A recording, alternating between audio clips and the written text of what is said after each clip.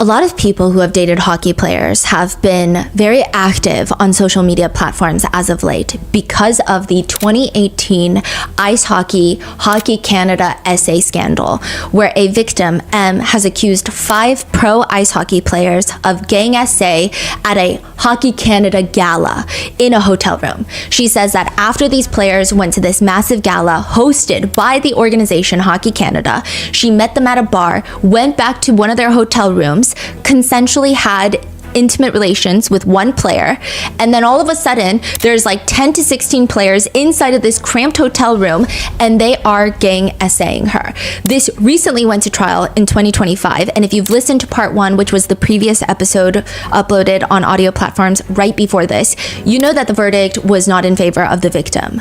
But what's interesting is a lot of people have come out to say, even if the verdict is not in her favor, we think it's true because here are all of our experiences dating someone that plays ice hockey, that dated an ice hockey pro level player. And that's not to say all ice hockey players or all athletes or all men by any means, but they are just saying that there is a very strange environment that is created by these high testosterone, high achieving, high entitled pro level athletes that do get treated with a certain celebrity status in the towns that they grow up in because they are the star players of their community.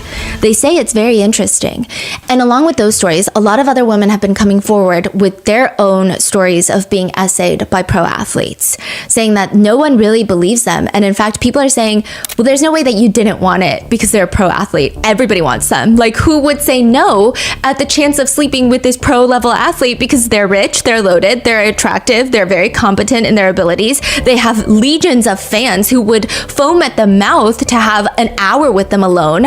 Of course you would say yes. It doesn't even make any sense. These are the arguments out there. But perhaps the biggest story that has been intertwined with this case was a woman comes forward and states that years ago, she was dating someone that was part of a team called the Steelheads. This was her boyfriend. He had invited her to this movie night. She went thinking that it was just going to be them two, but when she gets there, all of his teammates are there, and she thought, okay, it's a little uncomfortable, but whatever, it's not a big deal. In the middle of the movie, they decide that they're going to sneak away into the bathroom to have consensual, intimate relations. She did not know that he had left the bathroom door open a creak, and all of the other players, whether they heard, whether they knew beforehand, they start watching and peeping through the crack. But it starts escalating because they start coming in, and one by one, according to her allegations, they start essaying her as well. She says that her mind left her body, very similar to what the victim M says in the Hockey Canada case. She felt like she just had to power through and just get through this so that she could leave as safely and as quickly as possible. She does not file an immediate police report because she states that some of the people that allegedly abused her and essayed her, they were underage because this is junior league. So she felt uncomfortable saying that she engaged at its core in this type of action, not that she was engaging, but with someone who is underage when she is an adult. She's saying that this was forced upon her. Now, what's interesting is Michael McLeod, the one that M goes to the hotel room with, the one that she initially has consensual relations with, the one that sends that message asking all of his other teammates if they want to engage in a threesome, quick 209 Mikey, giving them the hotel room that they are inside of. He was on that very team, and he was 16 years old when this incident allegedly takes place. But he has not been named. But everyone thinks, is there some sort of connection here? The trial itself feels like a fraternity reunion. That's how a lot of people describe it. You have a bunch of ice hockey players that are 5 accused, and then you've got a bunch of other ice hockey players that were either in the room, that were either in the hotel or at the bar, that are now being called to the stand to testify. And I feel like nobody has any idea what happened that night. Everybody's got a different variation of the story. They can't even get the core facts in line. Everyone has a different variation of events. And even the prosecutors, the defense attorneys alike, they don't like a lot of the same witnesses. So with that, I'm just going to run you through everyone's different timelines. And there's a lot of names. None of them are particularly important, but we're going to start with Taylor Radish. Taylor gets back to the hotel at 1 a.m. He beelines it straight to his room. I don't know if it's 207 or 211, but he's right next door to 209. That's all we know. He's right next door. He goes home at 1 a.m. from the bar and he's FaceTiming his girlfriend. There's a knock on the door. He opens it up and it's Michael and another player named Boris. I guess they invite him to come into Michael's room next door, so he goes to room 209 and now it's Michael, Taylor Radish, and Boris.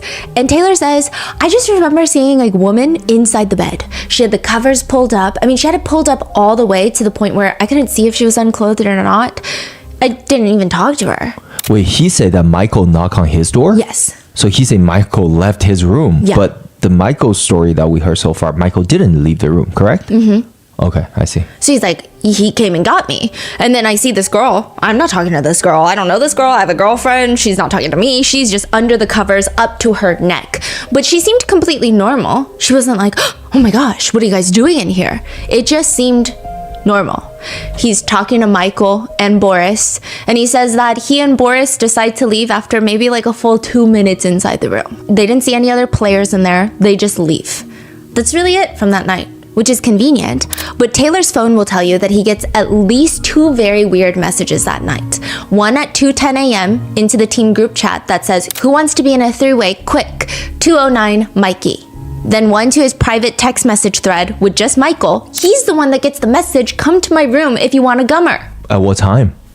Around 2, like 2:12. So he's saying that Mike came and got him, but the message suggests that, hey, come to my room to get a gummer at 2 o'clock. And he's saying that he went pretty early on, but the messages are from way later. He gets to the hotel at 1. These messages are coming in at 2. I mean, the timeline, I guess it could theoretically make sense. It's just a very weird situation. Taylor doesn't remember when he even saw these text messages. He just knows that he was in the room FaceTiming his girlfriend when Michael and Boris come to get him. He goes to Michael's room, stays all but 2 minutes, sees nothing weird, goes back, and then he does see these weird messages, but he doesn't recall seeing when he saw these messages. Ultimately, he's kind of useless. He just says, I don't really have any recollection of what I saw in that room. They try to ask him, I mean, was she wearing clothes? Did you say anything to her? Did you acknowledge her presence? Did she say anything to you? Like, hi? Taylor responds, sitting here today, I don't remember. Even when he's asked about what he felt when he realized there was an investigation into this matter, he states, I don't remember how I felt, to be exact.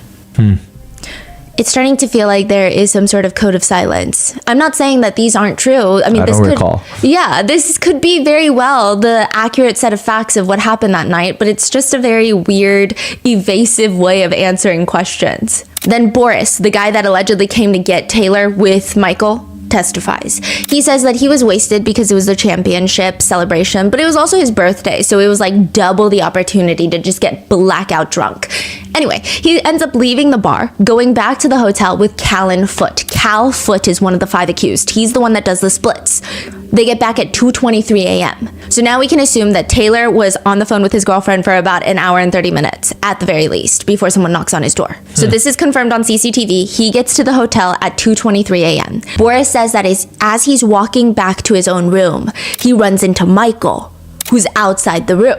Like outside of his own room, Michael's own room, and he gets invited in. Boris walks in, he sees a girl in the bed with the covers pulled all the way up, and Michael is just asking Boris, do you want a gummer? Boris says he just laughed, but he doesn't respond because he also has a girlfriend at the time, but he didn't see Em reacting in any sort of strange way. She just seemed normal, which we went over. It's because she doesn't know what a gummer is. So why would she have a big reaction? For all she knows, it could have meant like, do you want a piece of gum? Do you want a protein bar? Then Michael leaves for 2 seconds to presumably go next door and grab Taylor to bring him over. Boris stays, which is not what Taylor testifies. But nevertheless, Boris is alone with this girl and she's being very flirty and playful with him. The prosecutors are asking, what do you mean playful and flirty? Like, describe that. What's that demeanor like?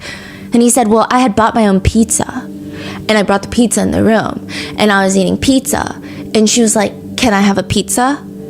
And he said, no. And he's like, oh, she's flirting with me. He cannot recall any other conversation. He cannot recall anything else other than the fact that he recalls it being playful and flirty. But all he knows is that she asked for a slice of pizza, which is the epitome of romance. And like, you might as well be offering a threesome at that point. Like, it's so strange. She's just like, yeah, no, it was flirty. So now Michael and Taylor get back and they talk for a few minutes before Taylor and Boris leave, and they both claim that they stay in their rooms for the entirety of the night. At one point, Taylor does complain that his roommate is Brett Howden, who is one of Michael's close buddies. And Brett just keeps going in and out of the room, in and out of 209, back to their room, back to 209, back to their room, and he was just screaming at him like, can you stop slamming the door? And that's it. M, however, states that she was fully exposed on the bed when the first two players walked in, which now we can put together are Taylor and Boris. Like, they walk in and she's saying that she's fully unclothed on the bed. She's not covered with the blanket. She said that she was feeling very shocked to the point where she retreats to the bathroom. But the guys are arguing, no, she was under the covers. We didn't even know if she was unclothed. We don't even recall her going to the restroom while we were in there. Then another ice hockey player by the name of Tyler Steenbergen, he responds, and he's the one that did the winning shot at the championship when it was down to the 2 minutes. So he's getting drunk. He's being celebrated. I'm sure he's bragging to every single person at Jack's bar. But he testifies that someone on the team had gotten a text message about there being food in Michael's room, which is the only reason that he went. However, no one can really place this text message because the only text message they can find is, hey, do you want a threesome? Quick, 209 Mikey. I don't know if you're just calling people food now. Yeah. But he shows up with Dylan Dubé, the team captain, one of the 5 accused, and Jake Bean. Jake Bean is not accused, but he's the one that was very active in the group chat that was like, no, just tell them the truth, which is we ordered food and then she came and then like, that's not the truth. So he walks in and Tyler says, once we walked in, there were already players there. Carter Hart was already there. This is the goaltender. Alex Formanton, this is the one that's accused of R-word in the bathroom, and Michael McLeod. So they're saying all of them were in there already, as well as Sam Steele, Maxime Comtois, Drake Batherson. They're unimportant, okay? But Tyler sits down at the desk, and then he hears someone say, quote, guys, there's a naked girl in the bathroom. He says, I was kind of shocked, and then shortly after, she just came out. She seemed completely normal. He just watches as she goes over to the bed sheet on the floor, and then he's like, she just started pleasuring herself. That is crazy. Tyler testifies that he doesn't remember anyone instructing her to do that. She just started doing it. He says he wasn't really paying any attention to what anyone was saying. He says, I was just trying to have a conversation with Jake Bean, which is...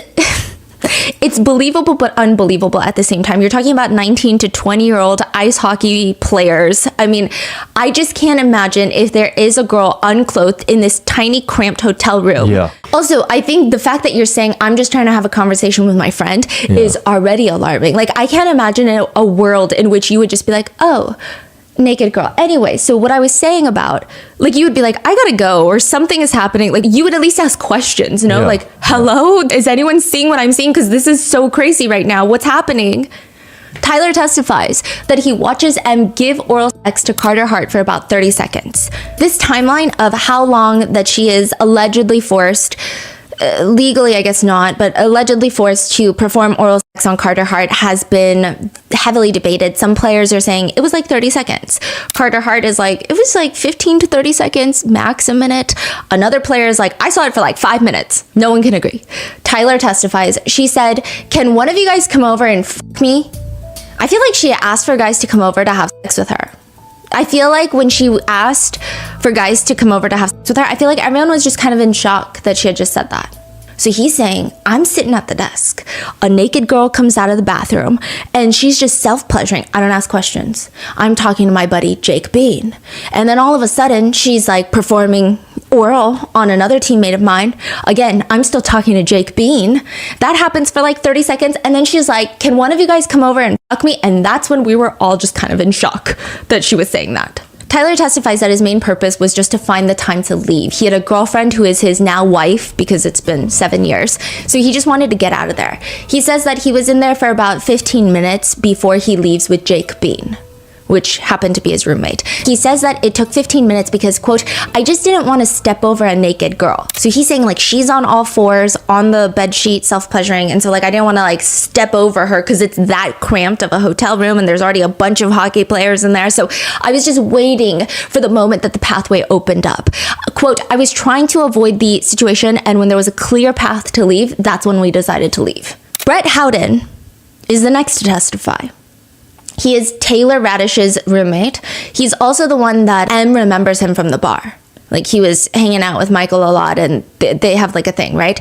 Not like a thing, not him and Michael, but they're like friends. They're very close. Brett Howden has major credibility issues, memory issues. He was drunk that night. It was 7 years ago, but he also suffered a very serious concussion in 2022.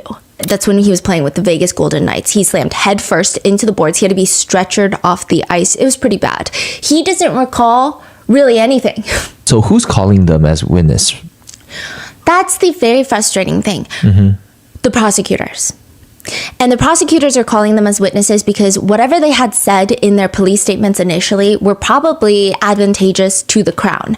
But now that they're up on the stand 7 years later, they don't remember. They don't remember anything. They don't recall. And like at one point, the prosecutors even more or less allege that Brett Howden is straight up lying. I see. And a lot of people are saying, well, what would be the purpose of them lying? These are players that are not even on the same team as the rest of the accused. They used to play on the same team 7 years ago, but now they all have their own careers. They're scattered throughout the NHL. None of them are even really close buddies anymore. A lot of them, the last time that they even spoke to the accused was like back in 2018 when they were still on the same team. So it doesn't make sense that they would be willingly perjuring themselves on the stand in an effort to cover for the 5 accused. It wouldn't make any sense. However, the flip side of that is people are saying it's kind of like, I mean, any association, you have it. Any other major sports leagues, you probably have it. The police, the blue wall of silence, it's just loyalty. It's not even about the 5 accused. It's about how are your other teammates going to feel? How are your coaches going to feel? How is the NHL going to feel? Brett says that he was shocked in the hotel room because he walks in and he sees Em there. He had seen her at the bar. He recognizes her. He's surprised. But he can't remember for the life of him if she was clothed or not. Which is weird because it's one thing to not remember what type of clothing she's wearing, but it's another thing to remember if someone is unclothed, it's shocking. Yeah. Like you're walking into someone unclothed and you don't know this person, you just saw them at a bar. It's a memory that you're probably going to have for the next 7 years. He testifies, at some point, I did see her unclothed, but I don't know if she was unclothed when I walked in. He says at some points, she was clothed. Em testifies otherwise. She says that at times she would try to put on her clothes, but they would guide her away, but she wasn't like fully clothed. He says that she was just chirping, quote, chirping and trying to egg them on to have intimate relations with her. He says everyone was shocked at how aggressive she was being. Brett Howden, there is a text message that he sends later to a friend of his that is also on the team, but this is not in the group chat. He was talking about how it was a wild night, and he says, oh yeah, after he hit her, like it looked like a pretty hard hit, I just got out of there. No, that's all he said. Yeah. After he hit her. It's very vague, but it seems like he is referencing Dylan Dubé smacking Em really hard. And that's how she testified. He smacked my bottom really hard and it was very painful, and I told him no. So why do you think he left after, what's his name, smacked her?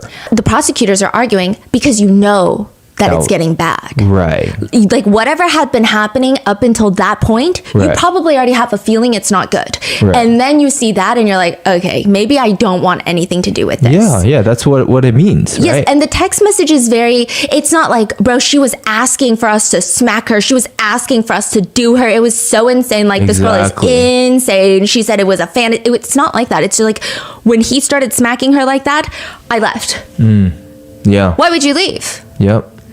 Now on the stand, he says, I don't even remember sending that text message. He goes on to testify that he could feel that Em was getting embarrassed and upset, but not because of the lack of consent, but because a lot of the guys weren't even paying attention to her. He says it was just kind of awkward seeing this stuff, like her asking and begging us to have intimate relations with her, and then, yeah, it was just uncomfortable. This is some crazy stuff to say, like, just, yeah. Wow. And it's really difficult because I'm sure there are certain instances and very rare occurrences where this happens, but a lot of netizens and a lot of female netizens are saying, like, are we watching some like really bizarre porn video? Because no one really behaves like that outside of the context of maybe explicit video creations. Like, no one is like, I can't even think of my girlfriends, the drunkest they've ever been, behave in such a certain way. It doesn't make any sense. And there's no evidence to back it up. If there was some evidence, maybe we could say, you know what, maybe that is exactly what happened and we don't know. But there's no evidence. Yeah.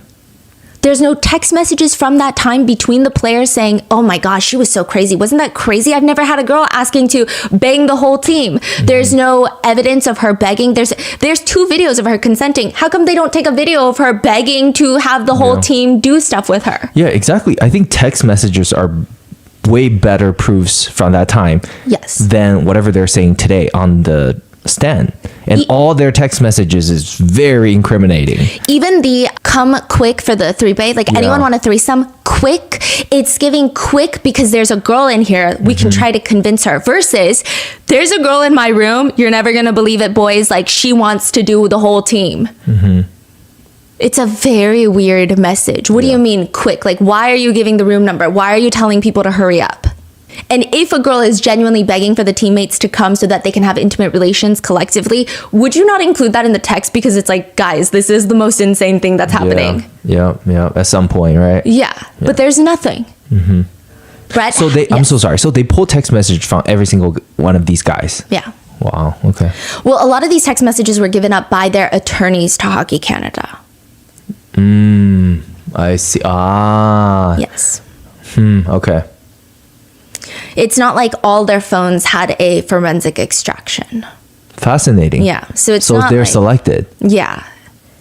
Seems like it. That means these are the best text messages they can find. Yeah. Well, they're saying like these are the only messages relating to the incident. So. Right. But. Yeah. Okay. Brett had a girlfriend at the time who is now his wife as well. And the prosecutors just think this whole thing is ridiculous. They basically call their own witness a liar. It's the Crown's submission that Mr. Howden's memory loss is a feigned memory loss, not a sincere one. His memory loss in my submission is directly related to details that will be particularly damning for the defendants, who are his former teammates and friends. Defense attorneys, they argue differently. They say, first of all, that is such a reach. It's a stretch to believe, quote, a man would perjure himself. As far as I can tell, a group of men he hasn't even really talked to in the past 7 years. Like, why would he lie on the stand to protect these guys who aren't even his friends? The defense also starts taking shots at the guy. One defense attorney states, the witness is plainly unsophisticated. He didn't even come to court dressed for court. He's the one that was in a hoodie. He is inarticulate, a poor communicator, careless with words. If anything, we may all say at the end of the day, this witness is generally useless, but he's certainly not helpful to the defense. You know, so all these extra guys, it is also in their best interest to lie, because if they saw something and they were witnessing it at the time, that put them at, right? I don't think the Crown would press charges, but they would be socially non-viable to be pro athletes. I mean, well, I don't know these days, but there would be a scandal. Exactly. That's why they're saying, oh, no, she's totally asking for it. Yeah. That makes sense for them to lie. But then their details don't add up because they're lying. And I do just want to put a quick disclaimer out there. I don't even think that most netizens disagree with the final verdict. I think people wish it was different. I don't think anyone is saying we need to appeal. Even the Crown, the prosecutors have come out saying that we're not going to appeal. In fact, the prosecutors came out to say, we told M before this, it's going to be tough to get a conviction. It's not impossible, but it's been 7 years, and it's not even M's fault. The police dropped the ball in 2018. They closed the case in 2019. They didn't do a thorough investigation. A lot of the potential evidence that could have been there is no longer there. There's just not enough statements from any of the accused. Like, there's really not much that people can go off of. Everybody was drunk at the time. It's been so many years that have passed. To get a conviction is going to be really difficult. M said, I just want to do it because I want to stand up for myself. Like, even if I don't get a conviction. But the problem that people have is, regardless of the end result of the verdict, this trial was the most infuriating thing ever. All the defense attorneys are asking M, why are you such a skank? Like, that's basically what they're asking her. For 7 days of cross-examination, it feels like the most backward way of handling a trial. The judge herself is victim shaming throughout her 91-page verdict. All the defense attorneys are kind of asinine. Like, it's just a very shitty situation. And I think people are more upset about that. I think if the judge had come out in her verdict and stated, this is not the law. The law is hard. It's hard to get someone for essay in the letter of the law. Should we change the law? That's a conversation for another time. However, we as humans, we as the society, could probably do a lot better at informing people what consent is. Because the thing is, it's supposed to be enthusiastic consent. Consent is not implied. Consent is like very enthusiastic. If you ever have to wonder if someone is consenting, you should probably confirm. Like, you should probably ask for consent. And so like that would have been a moment for her to say, they're not guilty because this is the way the law works. However, these are things that we could probably work on. Like, it could have been a powerful moment. But instead, all she said was, I found the witness unreliable. So you're just saying that this is a very, very shitty situation, very poor investigation, very poor evidence, very poor witness. There's just no way in the court of law to make a case. Yeah, I will say there is, I don't know if there's reasonable doubt. I think that it almost becomes an opinion. There's no way to say factually there's no reasonable doubt. I think it's an opinion. Like, if you have to have someone film consent videos, I don't think there's reasonable doubt, but that's my opinion. So I don't think opinions really work in the court of law. But by the letter of the law, I don't think a lot of legal experts who are actually on the side of the victim, they say it would have been very difficult to secure a conviction. It actually would have been feasible with a jury, but not with a judge, because the judge has to follow the law and the judge has to give reasons why. The jury, they don't have to. As long as it's unanimous, they don't really have to say, hey, this is why we found you guilty or not guilty. But the judge, she has to back it up. Wow. So they're saying, yes, with the letter of the law, it would have been very difficult to secure a conviction. To change the letter of the law, that's a different conversation. But they're just saying the way it was handled on all fronts, even before the verdict came out with these defense attorneys, everyone, it was just bad. The way that the defense attorneys were going in on her was the most intense thing ever. They're going to accuse her of all sorts of rape myths. They're going to say that she liked the attention. They're going to say that she was asking for it. They're going to say that drunk M likes to have fun. Drunk M likes to do things that sober M would never do. But one thing that Brett Howden, the reason that his testimony was important for a lot of people was he does state that near the end, as he's leaving, he states that he heard M, quote, weeping. That's the word he uses. Wow. Michael also has a timeline that he gave to the police. He doesn't testify, only one of the 5 testifies. Michael had told the police back in 2018. He says after he and M had these intimate relations, some of the guys come into the room. So we think that he's talking about Taylor and Boris. He leaves her with them so he can go downstairs to get the Uber Eats that he ordered, the food he ordered. And when he comes back up, he sees M giving oral, intimate relations to Carter Hart. He says she seemed completely fine with it and other guys were just kind of hanging out on the bed. It was kind of a little different, but we ate the food, we hung out, we had chicken wings, and after that it didn't last too long. The blowjob didn't last too long. And then we just kind of hung out for a little bit. We were really drunk, but we weren't blackout drunk by any means. Like, we all had our heads on straight for the most part. Michael says it was just weird that she kept begging everyone to have intimate relations with her, calling them pussies for not doing it. He says that they were all just looking at each other like, this is so weird. No, you do it. No, I don't want to do it in front of everyone. You do it. Michael claims M started getting upset. Nobody wanted to have intimate relations with her. And he says, I had to like kind of calm her down and kind of say, are you okay? Like, I told her, we're not going to have sex with you because no one wants to have sex in front of 9 other guys. It's not because you're not hot. He keeps insinuating that she felt like she was not hot enough for them to want to have intimate relations with her. Is this crazy to hear as a woman? Yeah. Yeah. What? Yeah. Wow. Yeah. And like, just, I think as a woman, I mean, she was young, 20, right? I've been 20. I don't recall ever a time being in a room full of guys that I've never met before. And for the first time, no matter how drunk I've been, I don't think there would be a situation where even a shirt comes off because I would just feel very vulnerable. Yeah, exactly. So for her to just like be on all fours, they keep describing like she's on all fours, self-pleasuring on the ground, just like begging us, and we're just like, we don't want to. That's the vibe that they're giving. He says later we're hanging out again and she's feeling better, and she was then now like offering to give everyone blowjobs. So I got one, Carter Hart got one, maybe Dylan Dubé got one. And then he says, yeah. And then afterwards, she had intimate relations with Alex Formanton, my roommate, in the bathroom. And then after all the guys leave, they have intimate relations once more. And then she ends up leaving. She got on the bed naked and said, okay, who's going to have sex with me? Like, You guys are pussies. Like, none of you guys would want to have sex with me. Do you get the sense the guys are coming because they know there's a naked girl in the room who's doing sexual favors for people? I mean, like, I don't know how guys kept showing up. Alex Formanton also testifies. Well, he doesn't testify, but he states in his first police interview. He says that he had walked into the room. This is his room that he shares with Michael McLeod. And he sees a woman just sitting on the bed, and there's like a bunch of takeout boxes around her, which is inaccurate. There's no takeout boxes around her. They were showing the judge the CCTV video of Michael McLeod picking up the takeout. Mm-hmm. It's hardly enough to have takeout boxes all over her or takeout boxes filling the room. It was a very limited amount of food, which also begs the question, why are all the teammates coming to his room for this so-called food party when there's barely any food? Right. How many bags was it, or how many? It seems like one little takeout bag. I see. He says he walks in, there's food all over the place, like takeout boxes, and she's fully clothed at the time, talking to the other players. And then eventually she's like begging everyone to have intimate relations. She's performing oral sex on Carter Hart, Dylan Dubé, and Michael McLeod. And then ultimately he was like, you know what? If no one's gonna do it, I'll do it. Like, I guess, whatever, why not? I don't have a girlfriend at the time. Wow. So he's like, but I don't want to do it in front of everyone. He claims that M guides him to the bathroom where they have intimate relations, and then he takes a shower and she walks back out into the room.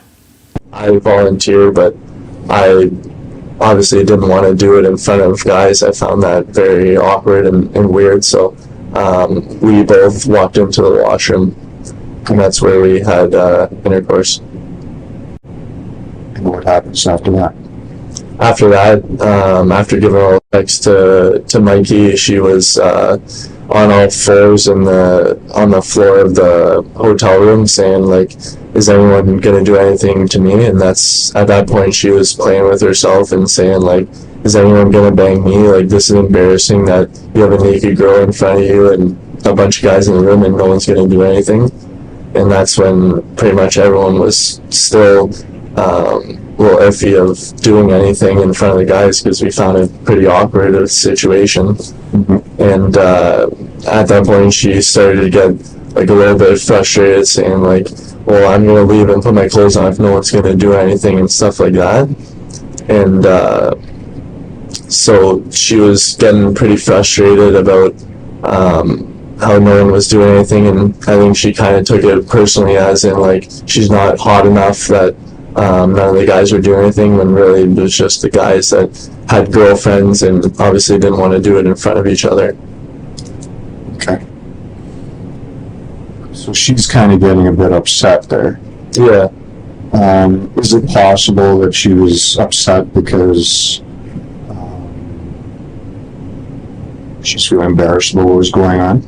I think she was embarrassed that no one did anything to her. Like, I think she was maybe embarrassed that she thinks she wasn't hot enough and that no one gave her the attention while she was sitting there naked. But really it was just because everyone had girlfriends and no one found it like not awkward to do that in front of people. So the way that these witnesses are coming in, they're saying she never seemed like she was non-consenting. She didn't seem like she was having a bad time, other than Brett Howden sending that text message of like, I left after someone hit her on the bottom really hard.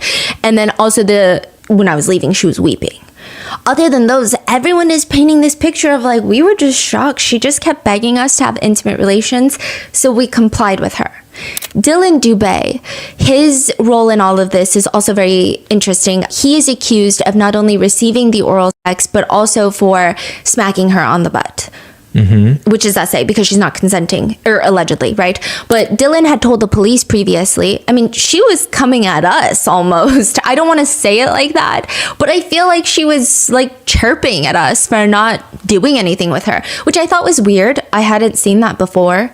Dylan says that after Carter Hart received oral, Dylan's thinking, why not? He says, quote, I might as well. He says he pulls his pants down and, quote, she came up to me, she gave me oral, I guess you could say for probably, I'd say like 10 seconds maybe. Then I kind of knew it was a bad idea. Which, what do you mean you kind of knew it was a bad idea? What does that mean? Right? And he says, I didn't want to be a part of it, so I just kind of stumbled back. A part of what? Exactly. So he steps Wow. backwards. The oral sex, according to him, stops at that point. And Tyler testifies that he did look up to see Dylan around that point smack M on the butt. He says it wasn't hard, but it didn't seem soft either. Whatever that means. He says the overall mood was playful, like foreplay, light spanking or patting, nothing abusive by any means. Dylan Dubé also gives a statement to the Hockey Canada investigation, and he says that he was very drunk. He does recall some parts of it, like the performance of the oral sex. It was very brief. He wasn't into it. She just kept begging more people to man up, if you will, and do it with her. At one point, he does recall that he was holding a golf club. And remember, Em had said that everyone was saying, how many golf balls do you think we can put inside? Or like if she can take the whole club. But all the guys are like, nobody said anything like that. Dylan Dubé is like, I was holding a golf club because they had a golf tournament the very next day. So a lot of the guys brought their golf clubs. And he said he was holding a golf club, just messing around. And she at one point says, are you going to fuck me or play golf? He didn't want to have intimate relations with her. Quote, I was off-put. I didn't want to have sex with her in front of people, so I slapped her on the bum once or twice after she said that. He's arguing that him smacking her on the butt was a playful, flirtatious, like, she's like, are you gonna do me? And he's like, I'm not gonna do you, smack, smack. M testifies that's not at all what happened. She testified it was while she was performing oral on the floor on these people. Like there was no entertaining factor. Like it was not funny. Like it was not a joke. It was not flirtatious. It was not playful. Dylan Dubé states to the authorities that he believed M wanted to be there more than any of the other guys wanted to be there. She was allegedly saying things like, this is embarrassing that you guys have a naked girl in front of you and a bunch of guys in the room and nobody's gonna do anything. Like, what's happening? They said that she was getting a little frustrated, saying like, well then I'm gonna leave. I'm gonna put my clothes on if nobody's gonna do anything. Things like that. A lot of the guys testified that it appeared that she was taking it personally, as in she's not hot enough, so none of the guys are doing anything with her. And after he smacks her, he says that he doesn't really have any other interactions with her. He does see Alex Formenton go to the bathroom with her, but he claims, like a lot of the other players, she was the one guiding him in there. Alex Formenton's defense attorney does question her on the stand, and I think this is one of the frustrating things when anybody else doesn't really remember or recall the exact sequence of events in the same order from 2018 during the initial investigation. Later in 2022, there's an reopened investigation. And then now in 2025 on the stand, if they don't recall the exact sequence of events in the same exact order across 7 years, they're not really questioned. However, when M does, it seems like she's just trying to be very honest. I will say that she has a very passive tone in a lot of the ways that she testifies. I would say that it's not dissimilar to myself. She would respond in ways like, I don't recall it happening like that, but I guess it could be possible. Because she's like, I mean, I guess if you're telling me that could have happened, I guess, but I don't remember it happening like that. But also, like, I was so drunk, and I'm telling you that's why I couldn't consent, because I was so drunk. And because M states that she can't recall much of anything from that bathroom with Alex Formenton from being intoxicated, Alex's defense attorneys are like, well, if you don't remember, let me tell you what happened.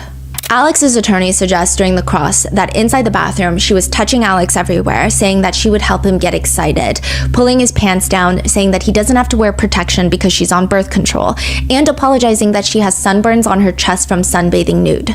M is asked about all of that, to which she responds on the stand that yes, she was on birth control at the time and she did sunbathe in her backyard, but again, she doesn't recall saying any of that. But quote, I have no memory of any conversation with him. But because she doesn't recall, and because the defense attorney presents it in such a way, a lot of people are led to believe, okay, maybe this is true.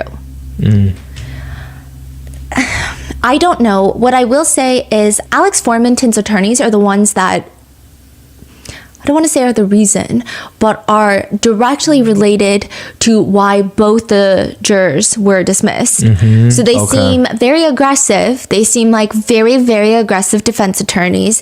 And then Carter Hart's defense attorney, she actually represents a lot of high-profile accused of SA.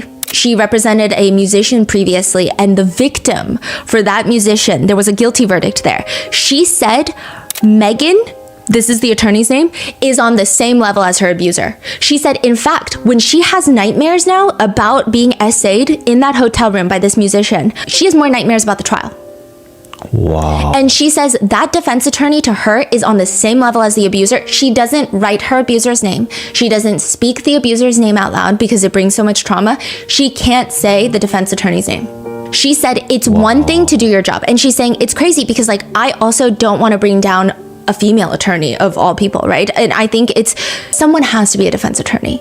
Everyone has the right to a fair trial. She gets it. She gets it. But she says this specific attorney, it's like she was getting joy from shaming her in any way possible. Like that was the vibe. Like just straight up cruelly laughing at her. The Crown forced a distressing and unnecessary trial to the detriment of Mr. Hart, his co-defendants, the complainant, and the Canadian public. And this is Carter Hart's defense attorney. Carter Hart does testify during the trial. He's the only player. He's the goaltender. And he states, I was pretty excited. I'm 19 years old. There's a naked girl in the room that was doing things willingly. I mean, it was something that I had never seen before. In fact, out of everyone in the group chat, he's the one that responded very quickly, I'm in, to the threesome message. So he gets to the hotel room and he sees a girl naked on the bedsheet on the floor and she seemed to be enjoying herself. He says that he took off his pants and she was helping him, he claims, and he had engaged in oral for 30, 60 seconds. He said that he wasn't able to fully maintain the state down there because he was feeling very uncomfortable. I mean, like all of his teammates are there, they're watching. The whole situation was just weird. So he stopped it by backing away. And then that's when she starts complaining like, what's wrong with you guys? There's like a naked girl in the room with you guys. Carter ends up texting another player at 3:27 a.m. His name is Dante. He says, get to 209. So he's telling another player, come to this room. And he's asked during the trial, why did you text another player who's not in the room, get to 209? He says, well, at that point, she's like begging for intimate relations. And Carter knew that Dante didn't have a girlfriend, so maybe he thought he was interested. I'm just trying to help her fulfill her wish, basically. Carter says there's no way anything strange was going in that room. If he even got the inkling that it was non-consensual or something weird was happening, I can't see why I would have stayed in that room, is what he says. I would have said, don't do that, or stop, or I would have just left. You have to remember, a lot of ice hockey fans are really upset with this case, and it's not just because this case lives in a vacuum. I think especially a lot of Canadian netizens, they're going online and saying, see, that's the problem. I don't believe a single one of these, they use other terms, I don't believe a single one of these fuckers, the accused, because if you've ever been to an ice hockey game that is anywhere on the junior league or like the pro level, you know how these players are acting. Right. Like there's no way you can tell me that this did not happen. Right. Like this is the culture of ice hockey. They do not respect women. They think every girl is a quote unquote puck bunny. Right. It's basically like a groupie that's willing to do anything for an ice hockey player. That makes sense, yeah. So they're just saying, like, I don't believe you. Like, even if there's no evidence, I don't believe you. Right. I don't believe a single word that you're saying. Like, and also, it's very non-committal. If there was non-consensual gang essay happening, I would have said, don't do that, or stop. It's giving, no, you wouldn't have. I don't think you've ever said those words. Right. That's just my personal opinion. He's asked about the group chat, because the Crown is saying that group chat is weird. You guys are trying to make up the story. You guys are trying to get on the same page about the narrative before you're questioned by anybody. He says, no, everyone was just trying to get on the same page about what they were going to say, about what happened in that room. Does that not mean that you're trying to... But then he's like, no, we were just telling the truth. We were all just saying everyone should tell the truth, basically. And the truth is, they claim she wanted it. She was asking for it. M's version of events is that the players kept egging each other on, saying things like, someone have sex with this girl. So she's saying that she gets out of the bathroom, they put a bed sheet down, they're telling her to self-pleasure herself, and she is very fearful. She's also very drunk, so that's exactly what she does. She starts doing what they tell her to do. She's self-pleasuring, and then she states there's now just a bunch of private parts in her face, and there are commands that she hears, such as suck it, spit on it, and so at that point, she performs oral on 3 different guys, and then she hears them saying things like, someone do this girl, like someone have sex with this girl, and she's testifying, like it just felt like that was the next step of what I needed to do in order to get out of this hotel room safely. That's exactly why she goes into the bathroom with Alex Formanton. She's like, okay, maybe once I do this, everything will be over. And the defense attorneys just use any sort of memory gap from M to prove their point. During the cross-examination, the defense attorney suggests to M that she was probably alone with Michael for about 10 to 15 minutes after they had intimate relations, prior to any of the other players coming into the room. Which means they're asking her, why did you stay? Which is a crazy thing to ask, but they're like, why didn't you leave? Why didn't you go put your clothes on? Why did you stay unless you were perhaps waiting for the other players to come into the room? It's kind of a wild conclusion to make. A lot of people don't really jump out the bed right after intimate relations when they're super drunk and get an Uber. Usually they're trying to calm down and relax a little bit before they get an Uber. It's just very strange. M disagrees with all of this, and she's saying, no, her recollection is clear on that. First of all, she doesn't even recall there being like a 10-15 minute span that she was alone with Michael after the intimate relations. She said she's unclothed on the bed. Two guys walk in. She feels uncomfortable. She goes to the bathroom and more guys are walking in. And then the defense attorneys clarify with her, well, why did you go to the bathroom where your clothes are and not put your clothes back on? No one told you to come out of the bathroom naked and sit on the bed, right? No one told you to keep your clothes off.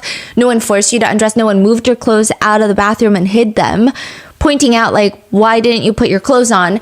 Again, a very, I guess maybe it's a logical question to ask, but it just feels like another rape myth is what a lot of survivors are saying. Like, why are we asking all of these accusatory questions for the victim when there are so many different nuances in each specific scenario that these types of incidents can occur? You wouldn't be able to comprehend it. M testifies that after the two guys had walked into the room already, so we're assuming Taylor and Boris, she was unclothed on the bed and she started separating from her body. That's how she describes it. She did a lot of things that she doesn't even quite understand because it felt like her mind was floating to the top corner of the ceiling like a CCTV camera view, and she's just watching these things play out. She feels like she has no control, no choice. It feels like she's just going through all of the motions that she thinks that they want in order to get out of there as quickly as possible. It's not her doing what she wants to do, it's her doing what she thinks they want her to do. She says, quote, I didn't know these men at all. I don't know how they would react if I did try to say no or try to leave. My mind just kind of shut down and left my body to do what it thought it needed to do to keep me safe. That's it. She says it was really confusing to feel herself disassociating like that. She says, quote, I could feel like I was watching my body doing this and acting like I'm liking it and doing what they're wanting to see from me. And it was confusing to know if I was liking the attention or not. Which is the next huge point of contention. It actually is almost a thing where it feels like if you are accusing anyone of especially an SA crime, maybe it's better to lie on the stand. Like, that is how survivors feel, because SA is so nuanced, even though at the end of the day you did not consent, and most normal people would agree that you did not consent. If there is anything where you try to be too open, too honest about the experience of like exactly how you felt, it's going to be used against you. So this one phrase blows up in M's face. M admits that, okay, maybe it was possible that she was flirting with the guys in the room. I mean, she doesn't really recall. And this is like a huge thing. The whole question is, this is how it goes down. Did you flirt with them? No. But you just said you don't remember anything that happened during that time period. Yeah, I don't remember, but I don't think that's something I would do. But how would you know because you don't remember? I guess it's possible that I could have flirted with them. So you think that it is feasible that maybe you were giving them certain signals. I mean, yeah, I guess it's feasible. So it's just like this rabbit hole of like, you're saying you don't remember, but like, because you don't remember, now I can say, is this hypothetically a situation that could occur? But if you can't remember, you can't rule it out. Yeah, that's a tactic, right? That's a professional tactic from these lawyers. And you have to remember, because, I mean, you must. A lot of victims stated that they hate being on the stand because it just feels like these defense attorneys are there to break you. The whole point is to exhaust you until you start agreeing with them because you feel like that's the only way out of the courtroom. And you just want this to be over with. Wow. I will say that in her initial police statement, she did say that in the beginning she was liking the attention for a little bit, but it does appear that it's vague, it's nuanced, it's not particularly time sensitive. Like, we don't know when she felt that way. And even if she felt that way in the beginning, does not mean that she consents to everything else that happened that night. So I don't even really know why this is a huge point of discourse in the courtroom, but the judge, she thought it was. She's saying, well, if you like the attention, I mean, what does that say about you? That's basically how she's insinuating What? This was like a huge point in the verdict as well. M testifies that if she was being assertive, it was just because she adopted this personality that it seemed like the players wanted. She just wanted to do what they wanted so that she could get out of there safely. She didn't feel like she had a choice. She just wanted to get the hell out of the hotel room. And so at one point, the defense attorney gets her to admit that perhaps she had taken on a porn star persona. I think what they're trying to do here, and I don't know, maybe this is the truth, but it feels like what they're trying to do is, you are saying that you felt traumatized, but you are adopting this very sexually aggressive persona to perhaps protect yourself. But these guys, who the defense attorneys love calling boys, but these boys, they don't know that. They just see this sexually aggressive persona that you're putting on. You might be protecting yourself, but to them, that looks like consent. And as long as to them, it looks like consent, it feels like consent, it is consent, you know, because that's the signal that you're giving them. Like, that's the vibe it seems like that they're trying to aim for. And they keep throwing everything to drunk M, this whole persona that she has when she's drunk. And the attorney says, you know, in your head, you want it to be the focus of the room. Yeah, they start harping more on that, the attention part. But what I'm telling you is that these boys were just having fun amongst themselves. So a lot of the guys testify that during the time they did see her begging to have intimate relations with the teammates, but they're saying, we were just doing our own thing. Like, I was talking to Jake Bean, I was talking to Boris, like, I'm just talking to the guys. I'm not even paying attention to the naked girl in the room. Was she naked? I don't even remember. Like, that's the vibe that they're giving. And so the attorneys, they're going with it. They're saying, these boys were having fun amongst themselves, separate and apart from your existence. Do you agree or disagree? Emma's like, no, the whole night I was being objectified. Like, they were telling me what to do. They wanted to see me do things. Like, she's fighting back. She's like, no, I'm telling you right now, that's not what was happening. Like, it was very loud. It was a very chaotic atmosphere, but it was still centered around her. It's not like they're all doing their own thing and she's just in the corner like, someone come to me. Like, I want to do things. She says if they wanted to have their own conversations, I'm sure they all had other hotel rooms that they could have gone to. That's true. Yeah, so she's like, I don't know what you guys are talking about. In the cross-examination, M does agree that Michael asked her near the end of the night if she was okay, and she responded that she was okay. Because, quote, what else was I supposed to say at that point? Like, now, like, after all that fear and intoxication, now she's gonna say, you know what? I'm suddenly gonna do a 180, and I'm gonna say, no, I'm not happy with that, and you should have, like, she's like, what was I supposed to say? Additionally, records show that when M's mom reported the incident to the police, both of them were under the impression that she had been roofied. Mom and the daughter? Yes. Okay. This is a huge other part of the discourse is there are a lot of netizens that believe perhaps M did say all of those things, but she might have not been roofied, but might have been slipped some sort of drug like ecstasy that makes someone hypersexual. So some people are just saying, like, the whole thing is weird.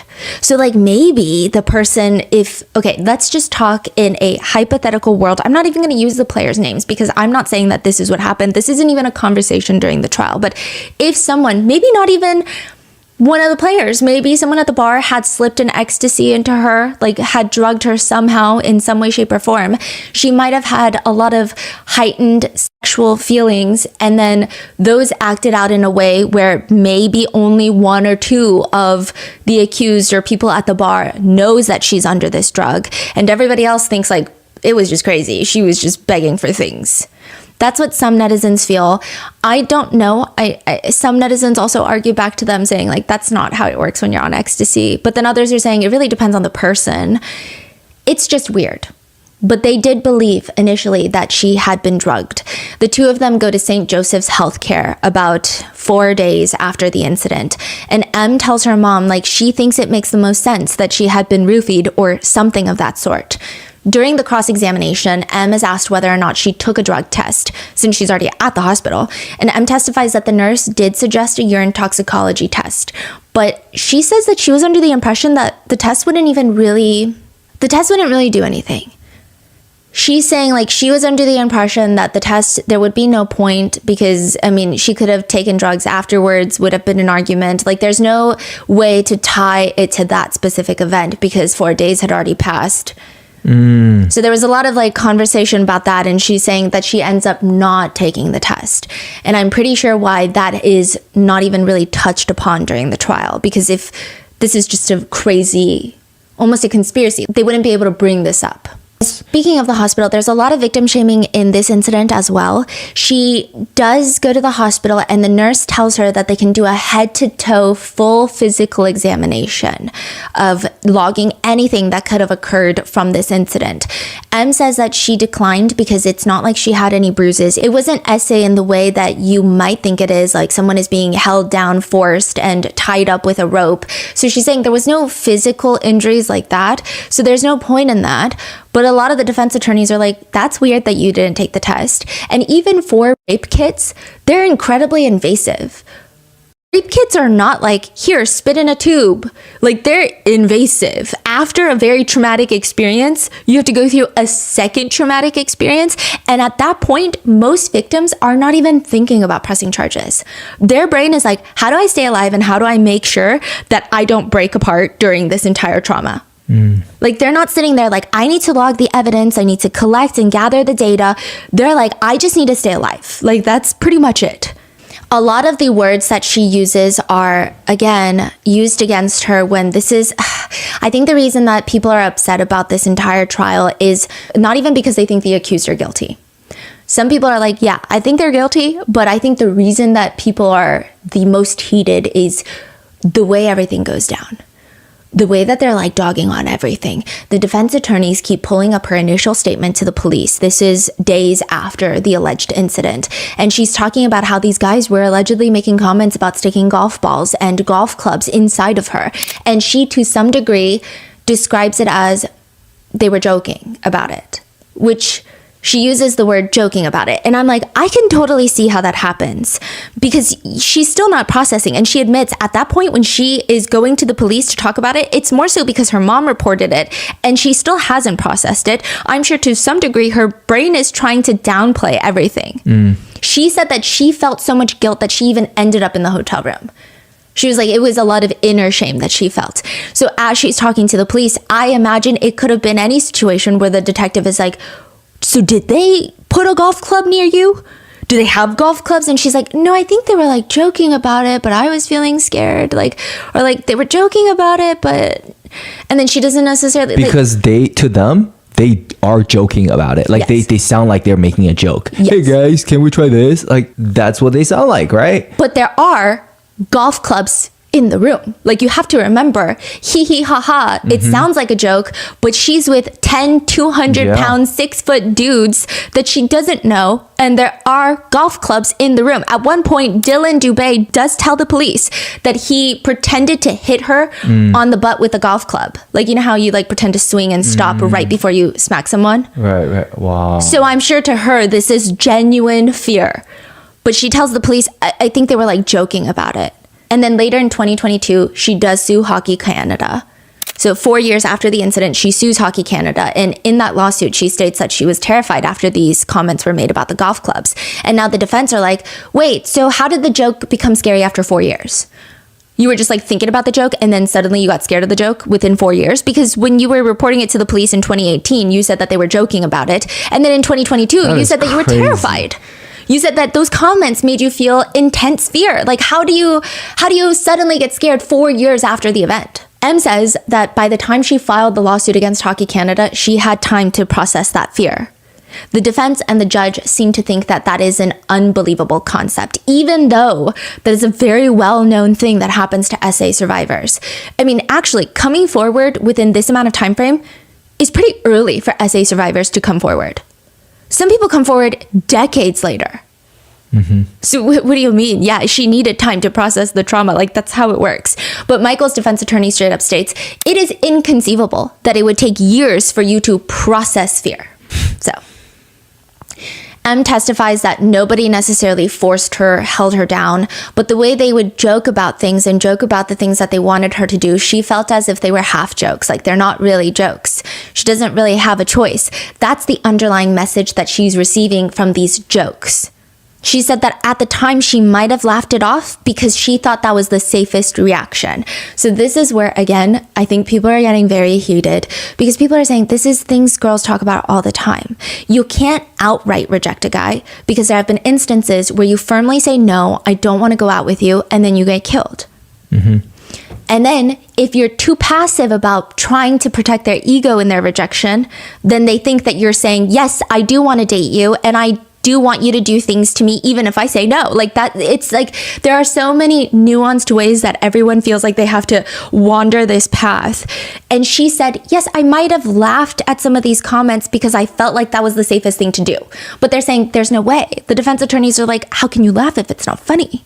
M testifies that while she was allegedly being forced into performing oral on a few of the players, she sees another player with his pants off doing the splits, quote, right over my face. She claims that he placed his private part right on top of her face. She said that it felt really gross, very degrading, and it felt like all the players are making fun of her, like this is all some sort of joke to them. She does admit that there could have been a chance that in that moment, in that hotel room, she laughed it off because she felt like this was her way of, quote, coping with the situation.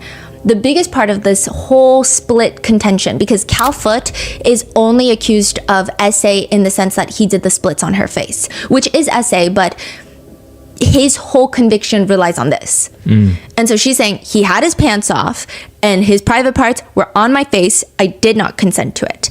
Cal Foote's attorneys are saying, well, you didn't tell the police this in 2018. You didn't tell them about the splits. She explains, I was really embarrassed. Like I didn't really even know how to describe the situation. Like the whole thing felt gross and degrading and very difficult to talk about. The defense attorneys, they hit back and they say, but you did tell the police that all the other guys were shoving their private parts in your face saying suck it and spit on it, but you don't talk about the splits? And she's saying, her whole argument is, well, no, it's not even just that she saw his private parts or that they were on her face. She's saying like it's such a weird situation of someone doing the splits on your face and everyone's laughing. I could see how it feels embarrassing in the sense of like it sounds unserious even though it's very serious. Yeah, no. But the defense attorneys and later even the judge are basically asking her like, what do you mean? You talked about penises in your face earlier. Why are you embarrassed about the splits? M testifies that he was fully naked when this happened. All of the guys testify that he was fully clothed. Some of the other guys say that because of the way that she was wedged in between the beds at one point, they didn't see if he had his pants on. They could see that he had his shirt on, Cal Foote, the guy doing the splits. But they say that in no way was any of this sexual. Carter Hart testifies, it's just like a pretty cool thing that Cal Foote was able to do. And we would be like, hey, footer, do the splits. Like, it was just kind of a thing he did. He's a big, tall dude, super flexible, and everyone was just laughing. I looked and I saw M and she was laughing as well. I will say that previously at Jack's Bar, there is CCTV footage of Cal Foote doing the splits on the dance floor, and like all the guys are clearing the way for him to be able to do the splits. The defense is using that as, see, this is not a sexual thing for him. Like, who is he seducing at the bar? Like, this is just a party trick. This is him being a goofy, silly, funny 19, 20-year-old. This is not him trying to essay someone. Others are bringing up the Junior Hockey Bible. And I'm not saying any of these guys read the Junior Hockey Bible, that they live by these terms, but they did use Gummer. Maybe that could have been a consequence of other people in the hockey world using that term and they just adopted it. Or they maybe might have read the Junior Hockey Bible. But there's another term that reads the teabag. Definition. First, simply remove your pants and carefully survey the scene. Once this is established, make sure a camera is in place to catch you dropping your doggy nuts onto the victim's forehead. If possible, deposit them into the slut's mouth, but if not, the forehead will suffice. Like the split? Mm-hmm. Well, I don't know if it's splits, but you're just placing your privates on, and they literally write the victim's forehead. The victim. Yes. They wrote the victim. Yes. Wow.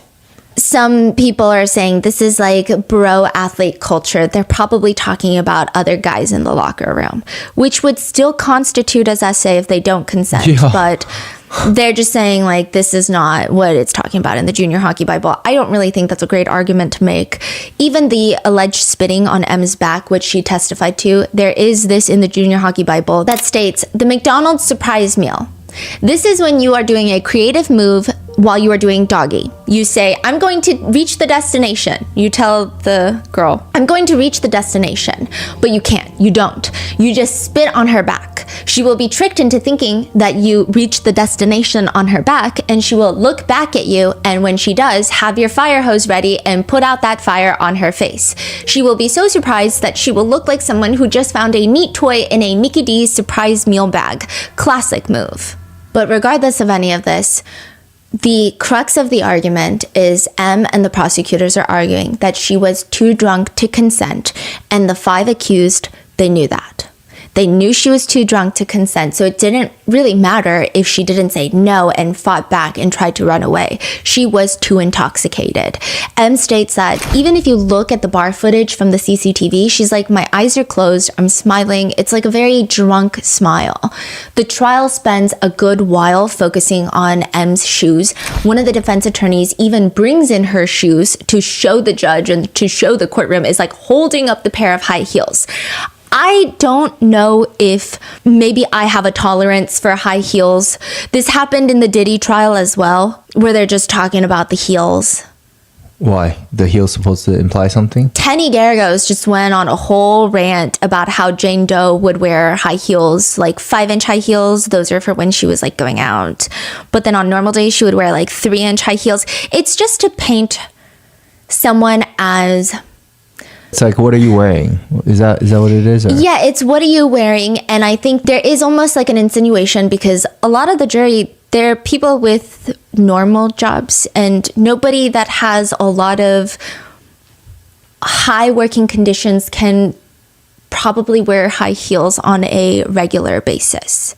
Does that make sense? Yeah, sure. Like if you're wearing 3 to 5-inch heels on a daily basis, it could insinuate to the jury we're not in the same tax bracket, or you're living life a little bit differently, maybe a little more luxurious than I am because I got to wear sneakers because I'm running around chasing after things and the kids, and then I am running around at work in the stockroom. Like there's a lot of subtle insinuations of high heels.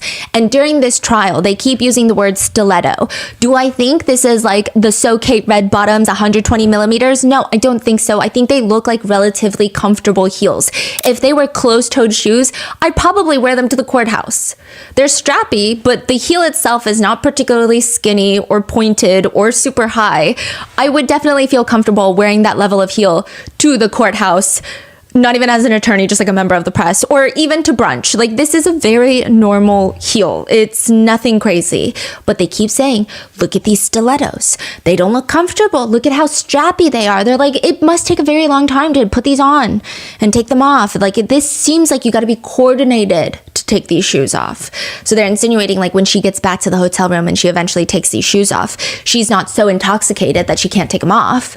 I see. So you're saying that they trying to use this as a piece of evidence, yes, but you also know what they are trying to imply by keep bringing up the pair of stilettos. Yes. And they're also saying, look at this CCTV footage. You're walking pretty steady. And not only are you just walking steady, you're walking pretty steady in high heels. Like that must mean something. And they're just like throwing it up in the air dramatically. I mean, if you squint really hard, they could potentially look like stripper heels, but that's besides the point. Like these are very regular shoes. If you watch the video of them leaving the bar, there is a video. She goes down the stairs fairly quickly. So Michael McLeod is holding her hand and he's walking directly in front of her. He is not slowing down for her. Like he is... I don't know. He looks like he's walking pretty fast down the stairs outside the club. And she is almost touching the wall with her left hand very briefly. But otherwise, she's not tripping and falling. She's not getting dragged. But I also think that's very normal because I was thinking about it back to like maybe when I did drink a little more socially. But even when I was drunk, I recall going downstairs is not the most difficult thing, especially if you have momentum. It's not the most graceful. You're kind of like clonking down with heels, like clonk, clonk, clonk down the steps, but it's not impossible. It doesn't really indicate how intoxicated somebody is. She says, I mean, I feel like I still had to focus really hard to get up those stairs. I mean, I know outwardly it looks fine. I'm not denying that, but I was focusing really hard. There is another point of contention where it's CCTV video of her leaving the hotel after the incident. It's lobby footage. She's wearing jeans, her high heels. She doesn't need support as she walks out. She doesn't appear to be walking in a daze or fumbling. A lot of people say that she is walking with a very confident gait. She's not walking out of there appearing shocked, traumatized, or completely unwell emotionally. She seems like she's about to go run errands, is what people have been saying about this footage. Others are saying, how can you tell? Others are saying it doesn't even make any sense. Like, first of all, her face is blurred. You can't see her facial reaction. You can't see if there's tears streaming down her face. And yes, she is walking steady and she is walking normally. But a lot of victims have come forward to say, after an incident like that, some victims say that you're in a state where you are either trying to deny what just happened or make sense of what happened, and the last thing you want to do is make yourself feel even more vulnerable. So you're at least trying to walk with a confident gait or walk out of there as normally as possible so people don't stop, people don't look at you because you don't want attention on you. You just want to get home so that you can completely unravel in the privacy of your own room. They're saying, like, what do you mean? Okay, she's not crawling on the floor, sobbing, banging her fist on the lobby of the hotel. Like, what do you want from her? What do you want from her is what a lot of victims are saying. Then they bring up the bar footage where she tells the bartender that she was shortchanged, and they're just bringing up all of this.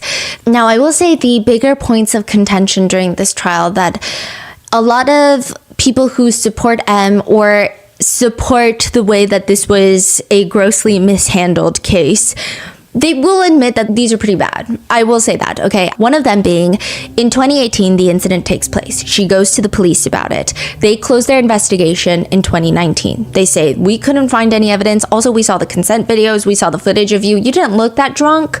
And here's 2 videos of you saying that you consented. Hockey Canada does their own brief investigation. They also close it because there's no criminal charges and nobody was really cooperating with Hockey Canada. Everyone just kept saying, like, we're not going to talk to you until we talk to the police. There's no way to really compel them. This is an important point later. Hockey Canada closes it. 2022, she files a civil lawsuit against Hockey Canada for $3.5 million. They quickly settle for an undisclosed amount, probably way less than what she was demanding in that lawsuit, but it becomes public. And this is when things start blowing up. Everyone is like, we knew things were happening. In fact, they discovered that Hockey Canada has a sludge fund where they take a portion of all the registration fees of all the junior league hockey players and they put it into this fund to cover all uninsurable incidences, any sort of opportunities, things of that nature. That's what they say. But essentially, a good $7-something million of that fund was just used to pay off SA victims or those who have accused players in the league. That's crazy. How did we find out about that? It was discovered through an investigation. The bad part of all of this is in her 2022 lawsuit to Hockey Canada, there are a lot of mistakes in the lawsuit. M claims it's her civil attorneys who had filed that lawsuit. She didn't really think that there would be any criminal charges. She didn't think that anyone would even hear word of it. In fact, nobody even knew who the players were in 2022. They were not alerted. Hockey Canada settled with her so that this would go away. And then eventually it got leaked by investigative reporters. She's saying, like, I didn't think it was that serious. I mean, she's not saying it in that sense, but she's saying this was just to sue them. I wasn't going to the police with this document. The police already told me 2 years ago that they closed the case. So I'm telling Hockey Canada because I'm sure there was a lot of anger and resentment of, like, you have this massive organization that oversees all of these players. They're at a Hockey Canada gala, an event in a hotel room that Hockey Canada is paying for. So I'm sure there was a lot of resentment and anger perhaps towards the organization. She sues them, and in that lawsuit, she does falsely name someone that was not there, that was not partaking in these activities. She said that she thought that he was there, but even by naming him, she didn't really think that this was this wasn't supposed to go public. She's not naming him publicly. She's not going to the police with his name. And she does regret it. It was erroneous. She does wish that she had spent more time going over it. She wishes that her civil attorneys had spent more time going over her police transcripts to understand that maybe they shouldn't have named him. But she did not think that this would be public. She was not trying to falsely accuse that player of anything. She's just saying, like, that really didn't have anything to do with me. I didn't even think that this would come out. But this becomes a huge point of contention because naturally people are saying, well, you did falsely kind of accuse someone, maybe indirectly, of something. Maybe you're falsely accusing a lot of other people. It just made her seem less credible to a lot of netizens. There are other discrepancies in that lawsuit. She states to Hockey Canada that after she started talking to Michael McLeod, it seemed like she didn't pay for any of the other drinks, that Michael McLeod and all the other hockey players were supplying her with alcohol at the bar, and she was just getting more and more intoxicated to the point where they should have known that she was too drunk to consent. They go through the CCTV footage at the bar, and at no point do the guys buy her any drinks other than one beer. She had multiple shots, but those shots she paid for herself. So there is that a lot of people are saying that's a huge discrepancy to have. And even though it doesn't necessarily matter in the grand scheme of consent, because it doesn't really matter who bought the shots, as long as she was too drunk to consent. But I guess the question being then, if she misremembers that, what else is she misremembering? As well as she was saying that a lot of the guys were putting her hand on their private areas. CCTV footage from the bar shows her only touching the private areas with her hand of Michael McLeod, and he did not guide her hand there. They also make a whole show. The defense attorneys bring in the shot glasses that were used in the Jack's bar to show that the Jaeger bombs that she drank, the shot glasses are not full 1 ounce pours of liquor. They're actually about half of that. So instead of drinking, let's say 12 shots, she's only drinking like half of it. And so they're saying, so maybe you didn't drink as much alcohol as you thought. And she's saying, I still drank the amount that I thought in terms of numbers of drinks. Like I still drink a lot, in my opinion. But the defense attorneys say, your truth changes from 2018 to 2022 and now to 2025. And they keep using patronizing language such as, Fun M needs more alcohol, right? So that's why you're paying for more alcohol for yourself. Fun M likes to dance. Look at you dancing on the dance floor. Fun M is outgoing. She's not shy. And they are saying this because at a lot of points, M would say, I don't remember, but that doesn't sound like something I would say. And they're saying, well, that's not you. It was Fun M. It's drunk M. She likes to act out on her impulses. Basically saying, admit this. Like you did this because you were drunk and trying to have fun. Then there is the size potential fear. She is stating that she was in a room with 10 200-pound pro athletes. M testifies, again, I don't know these guys. I don't know how they're going to react if I try to leave or if I say no. And I will say that judging from the video of them at the bar, she looks pretty small. But the defense attorney states that she keeps trying to make herself appear smaller so that she can exaggerate the size difference. For example, they asked her, how much did you weigh at the time? And she says that she estimates about 120 pounds. But they're like, but you went through the medical records from the hospital back in June of 2018, and you weighed 138 pounds. So why are you telling me you weighed 120 pounds? And they're insinuating like you went through the medical records recently. Because to prepare for the testifying, like you go through all the records. So like you saw that it's 138 pounds. Why are you telling me that you weighed 120 pounds when you clearly didn't?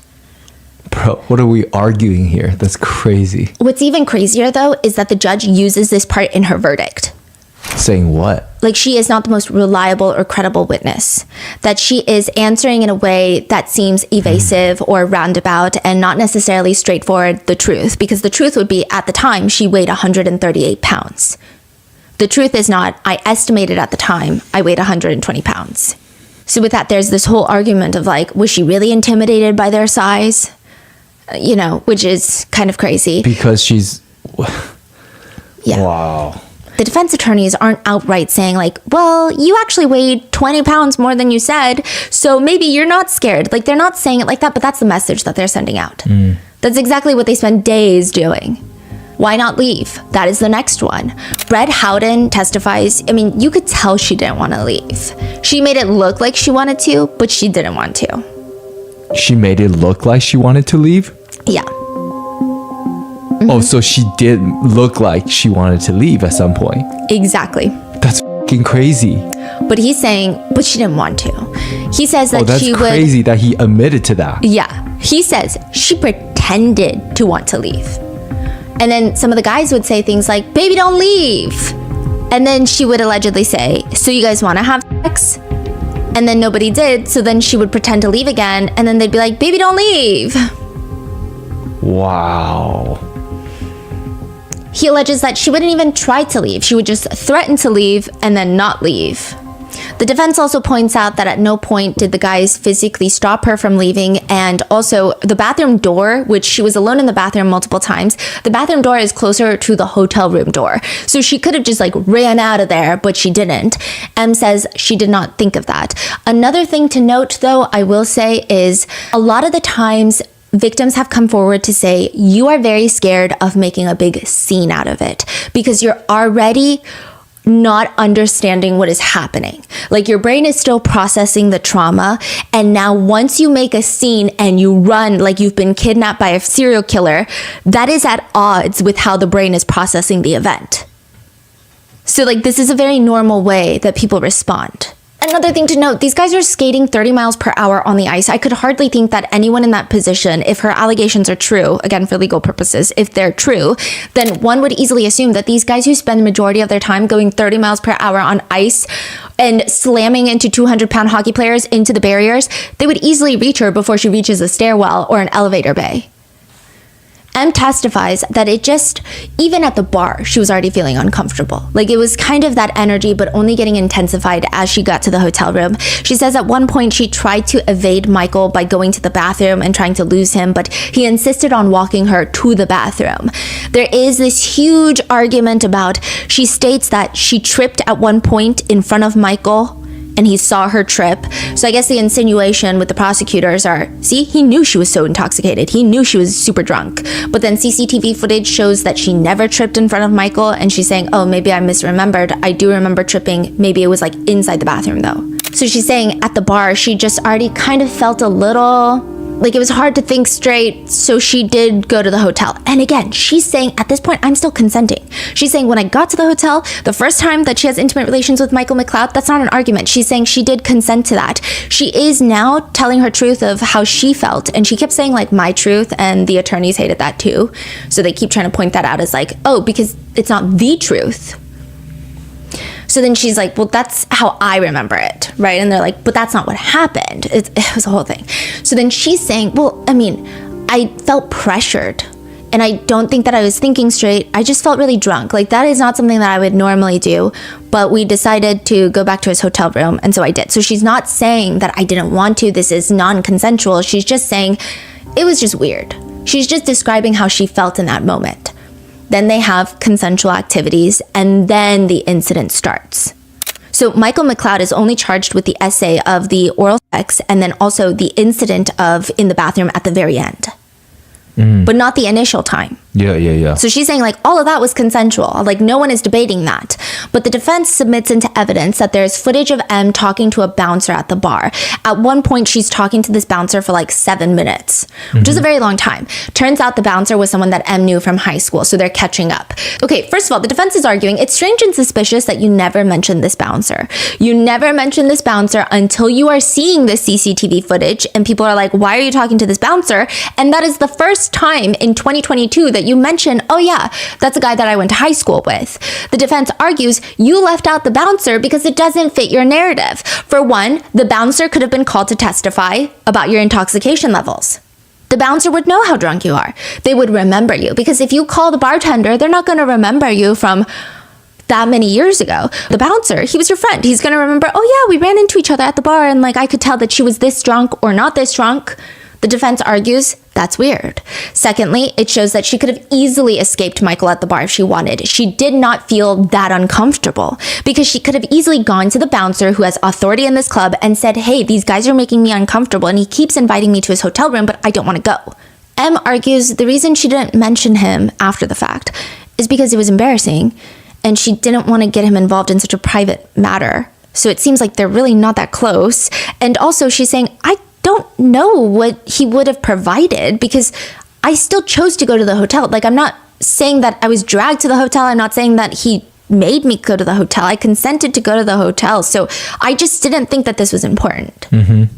A lot of victims agree, saying like, really? Like, this is such a intense experience, and like all you want to do is like call up all your old high school buddies and tell them exactly what happened. Like, this is very strange. The civil attorneys, I think that they should be the ones under fire for some of these discrepancies. M's civil attorneys, when they filed that lawsuit against Hockey Canada, it is also in their best interest, the attorneys, to make it the most strongly worded lawsuit possible that does not become a lie, but it becomes part of the lawsuit. And they allege that the hockey guys were trying to separate her from her coworkers, and they're insinuating like this was kind of a coordinated thing that they were doing. Like, there was a lot of effort and work that was putting into singling her out, getting her away from her coworkers, supplying her with alcohol, which we later found out was not the case, and then getting her to the hotel room where they all do these things to her. That's the way that it's worded in the civil lawsuit. These civil attorneys, they will take a cut of whatever Hockey Canada pays out. It is in their best interest to secure a settlement.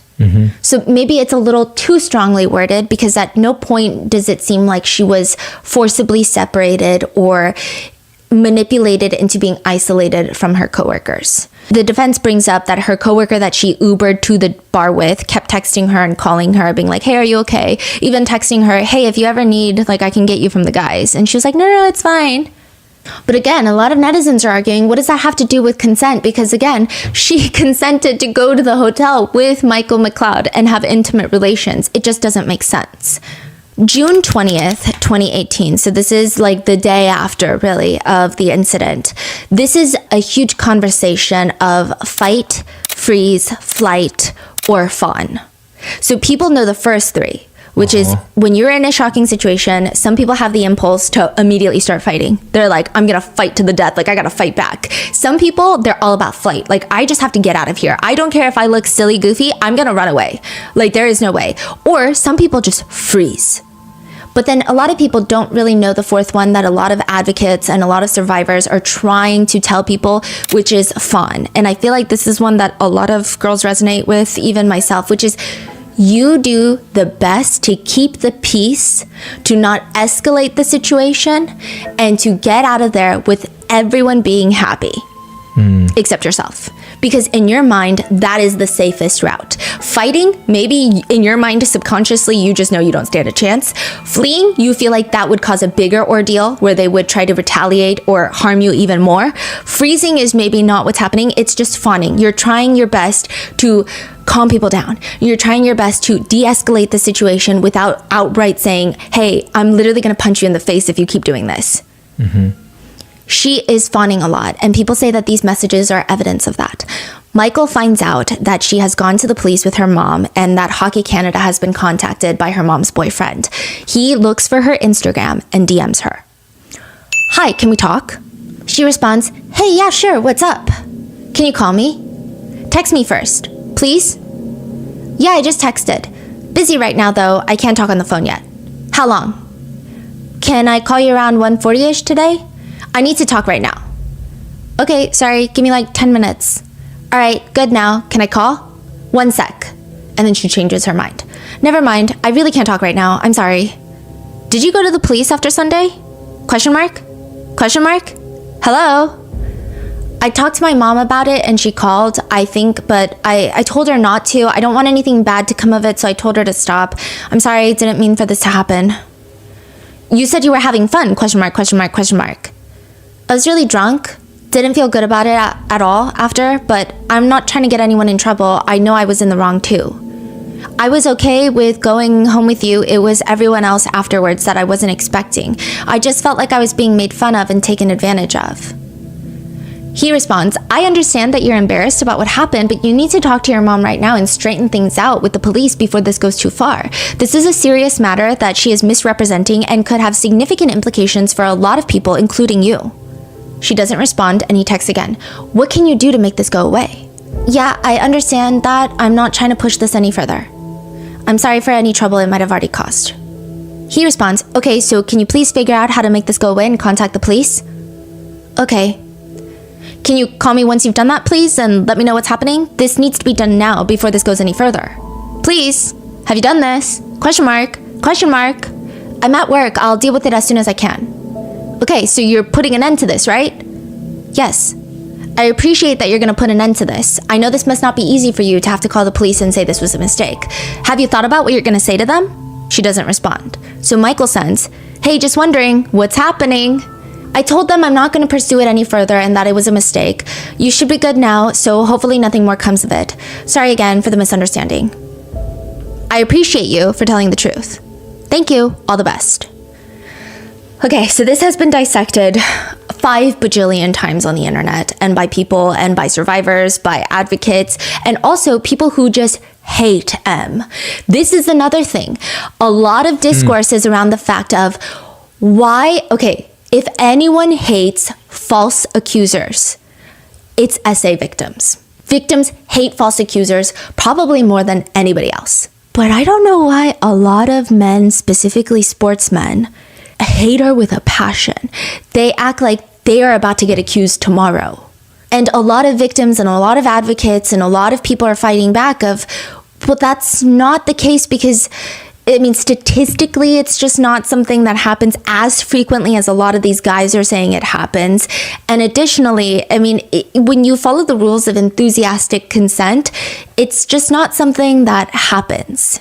So this is, this is not a cut and dry situation. And if you read these messages, you can see that. So first of all, a lot of people are pointing out that Michael's messages are incredibly assertive. It comes off as someone where they know what they want and they're very aggressive at getting it. And I'm not saying aggressive in the sense of like that is how he must have been sexually, but he is very firm. He is texting her nonstop. He's telling her exactly what he wants her to do.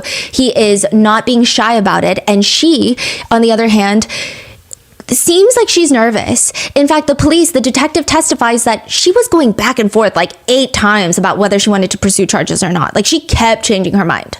Wow. She kept saying things like, I want them to know what they did and like I don't want this to happen to another girl, but also at the same time, like I don't want them to get in so much trouble. Like she was just dealing with a lot. And then at some points, she does testify later that she felt like part of it was her fault. Like she brought it upon herself that she even went to that hotel. But here's what's interesting about this.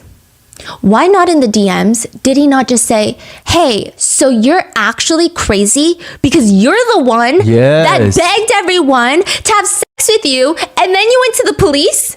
Yeah. No one would have been mad. I feel like that's anybody's reaction if that's what happened. That would be my reaction. That would be anybody's reaction. Yeah. Like, exactly. Are you insane? Like, you literally were begging people, and then now you go to the police and accuse us? Like, that's crazy. You are crazy. Yeah. But no, he says, you said you were having fun? Question mark, question mark, question mark? She also states, okay, a lot of people were saying, I didn't feel good about it at all after. A lot of people who support the accused are using this statement and they're saying, see, just because you consent but then feel shitty and ashamed for what you did afterwards does not mean that it was non-consensual. I don't know if we can like nitpick every single word that everybody uses. It's just weird. And she also does state, I'm not trying to get anyone in trouble. I know I was in the wrong too. So a lot of people are saying, see, she knows that it was consensual. She knows she shouldn't have done this. Like she feels gross about it afterwards. But a lot of people are saying it's just her processing the shame. Yeah. And again, she texts him, I was okay with going home with you. It was everyone else afterwards that I wasn't expecting. He does not refute this in the DM. He does not say, what do you mean? I texted them to come in the group chat because you told me to, which is what he tells the police. Why would he not say that in the DM? She says, I wasn't expecting. And then she says, I just felt like I was being made fun of and taken advantage of. Now, a lot of people who support the accused say being made fun of while you're having intimate relations and being degraded does not mean that it was non-consensual. Yeah, because she's not processing. She's not processing, and she's clearly not the person that will go to him and say, hey, you essayed me. You guys essayed me. Yeah. She's not going to say that. Look at the way that she's like avoiding the topic. She's avoiding calling him. She's avoiding like everything at this point. And the fact that this sentence is crazy. This is a serious matter. Your mother is misrepresenting and could have significant implications for a lot of people, guilting her, including you. He says, including you. That was crazy, yeah. Is that not like a threat? That's a threat, yeah. Like, what would these serious implications be if she's telling the truth? He says, what can you do to make this go away? She's apologizing for the trouble that she's caused. Like, it just, again, feels like textbook someone who is fawning. Like someone who's just trying to avoid and not be confrontational and just try to make everyone happy because they believe that is the safest exit out of this situation. And you might not agree with that just on a personal level. Like, I know there are a lot of people, like, I'm very non-confrontational, and there has been friction in my life of people being like, well, you should just voice it when you're not comfortable. I think it's just like a personality difference. And whether you agree with that's how someone should live their life does not refute the fact that this is something that happens. Yeah. And the fact that, most of these people, they know exactly what they're doing. They're not. M says with all these messages, she testifies she just wanted to avoid the confrontation as much as possible. Her ultimate goal was to keep everybody happy, which is exactly what happened in the hotel room, because she was very scared. She was very fearful. She didn't feel like she could say no. And so she just did everything to get out of there. And the safest way she thought that was to do what they told her to do. Like, once they're satisfied or happy or content, like, she could just leave because they won't want anything more from her versus like running away or fighting. Other netizens are just saying, think about it like this. Anyone who has ever fawned before, or that is their typical response in these types of situations. This is how pushy Michael is on DMs, and this is just Michael.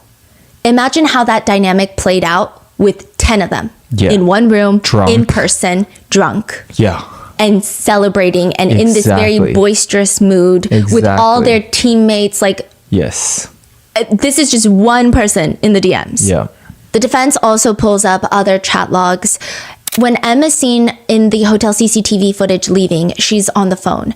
M testified that she had called her best friend and she was crying for just emotional support. She says in that moment she was feeling overwhelming feelings of shame, mainly, like embarrassment. She wasn't calling her saying like I was essayed, because in that moment she just felt shame. Like, that was the overwhelming feeling, which again, not dissimilar to like every other victim's experience. They're saying like, this is not unique. This is a normal thing. She cries all the way home in the Uber, and she does acknowledge that as she's crying, she is telling her friend like, I thought this guy was nice. Turns out he's a douchebag. So she's saying these things of why she's crying, because her friend is like, you need to tell me what happened. Instead of saying, I was essayed, all these guys came in here and they all essayed me in a group. She says, I went home with this guy. I thought he was nice at the bar. He turned out to be a really big jerk. She mentions feeling intensely guilty for cheating on her boyfriend. She has a boyfriend at the time. This will be a whole thing. She does not mention gang essay or essay. M testifies at that moment it was because she didn't realize it was essay. I mean, she knew it was something not normal happened, but she couldn't put the word to the experience. And also, like, I don't know if she wanted to tell her friend everything. They hang up. M gets home. The next afternoon, her best friend texts her, and M is just reassuring her, like, I'm okay, girl. I think I was just being a little dramatic earlier, but I'm good. I'm still processing it, doing my best to try to be fine. Her best friend responds, you scared me. I'm sorry, I was just feeling really, really guilty and mad at myself for letting that shit happen. I just felt dirty and used after. The guy was such a jerk and he had all his friends in the room and it was just like a really bad situation. I shouldn't have put myself in that situation. The defense is just saying, you keep telling your friend it's because you feel ashamed, you feel embarrassed, and you feel guilty for cheating on your boyfriend. M testifies, yes, I said that because, quote, I didn't want to admit it was sexual assault. I didn't want to say those words because then it would be true. I didn't want to admit it was as bad as it was. I didn't want to think about it. The next day, M's coworker also texts her asking her if she got home okay, and then writing, you were having a blast with those guys. She responds, haha, yeah, they were funny, crying, laughing emoji. The defense is like, see, you loved it. She's testifying, I was ashamed, I was embarrassed, this is my coworker, this is not even a friend, she's like a new friend, I just started hanging out with her. I'm not gonna tell her my life story and the worst night of my life over text message the next day. She said that I was just trying my best to make her seem like I was okay and that I was normal. A few days later, M tells her best friend that her mom has gone to the police, and she says, pretty sure I was roofied, to be honest, and my mom is taking it hella seriously, contacting the police and shit. The group of guys are all high-up hockey players. Go figure, LMAO. She says, it's okay, I was just trying to downplay it and just forget it, but honestly, I'm pretty fucked up from it right now, so I don't know. Wow. So again, people are saying it's just very in line with how survivors are. Yeah. And again, even survivors are saying, do they wish the verdict was different? Yes. But do they understand why the verdict is the way it is? Yes. They're saying it's notoriously difficult to get SA convictions. They're not saying they don't think that she's lying. They think that she's telling the truth. It's not the verdict that's the main problem a lot of survivors feel with this. It's the way that she was allowed to be eviscerated on the stand by the defense attorneys for 7 days straight. It's the way that they pulled out every single shaming, victim shaming, rape myth out of the textbook that we thought we left in like 1999. They brought it back out in the good year of 2025 and whipped them all out back to back repeatedly, when this is a very normal standard way that victims process the incident and then eventually heal. Like, this is insane. And again, even survivors were stating online, had the judge just read the verdict and then said, for these reasons, these are the reasons why I am legally finding the accused not guilty, she could have even said they're not guilty in the court of law. But I think this is a bigger conversation for implied consent. It's a bigger conversation for what really is enthusiastic consent. It could have been a big learning moment for everyone. But no, she was just like, she is a liar. I don't believe her. The judge is like, I think she wanted this, basically, in her 91-page verdict. She pretty much says everything but that. Even during her testimony, M is constantly apologizing when a question is confusing, when it's literally not her fault. That is the attorney's fault that's asking her the confusing questions. Defense attorneys are literally paid to ask questions in a way that is clear so that the witnesses can understand. So it's actually their fault, but she's apologizing. And then finally, she stands up for herself. At one point, Alex's attorney is grilling her. She starts feeling frustrated, and she says, I feel like this is also my time to stand up for myself when I couldn't do it that night. So I'd like to respond to how I'd like to respond, if that's all right with you. I get it. Legally speaking, that's not how it works when you're testifying on the stand. And with Father Aaron, I think that he is a very fair judge. When the victims would get flustered on the stand and would try to explain certain decisions or ramble about why they felt the way they felt, he was very kind in the way that he would let them at least finish talking. And if it happened too repeatedly, he would say, you know, like, we have to... You have to answer the question. Yeah, right? we have to just answer the question. Like, I know it's difficult. But, I mean, have some sympathy, right? The attorney could have easily told her the same thing. Like, yes, I understand that, but this is not the time and place to do it because this is how it works. You have to answer the questions that I ask. So she says, this is my time to stand up for myself. Like, I would like to respond how I would like to respond, if that's all right. And the attorney straight up tells the alleged victim, well, in fact, it's not all right. You're here to respond to my questions. Man, just like, I'm just thinking about the amount of trauma she's going to have after this. Yeah. And this is, again, people are saying another reason that victims are not going to come forward. Like, why do you think it takes people so long to come forward? And then they get slapped in the face when they take so long to come forward when this is all they see on the news. Yeah. The defense tries to convince her during the cross-examination that, let's be real, she wanted this. However, she was feeling dirty and used because the guys were not very nice to her afterwards, and she was expecting thank yous and hugs and attention, but instead, they kick her out after all of this. After she is in the shower with Michael McLeod, the defense argues Michael just wanted to get her out so that he could sleep because he's got a golf tournament tomorrow, and he keeps asking her when she's going to leave. The defense argues that that makes M feel really annoyed. He's being very disrespectful and rude, and she does in fact call him a jerk to the police. He won't walk her to the door. He won't call her an Uber. In fact, he asks her, "You're sure you don't have STDs? Are you leaving anytime soon?" Which she states that she was taken aback by those comments. She says she was taken aback, but the defense attorneys latch onto that and they're saying, you were taken aback because you were expecting something else. Tell us what you were expecting. You were expecting love and adoration and praise.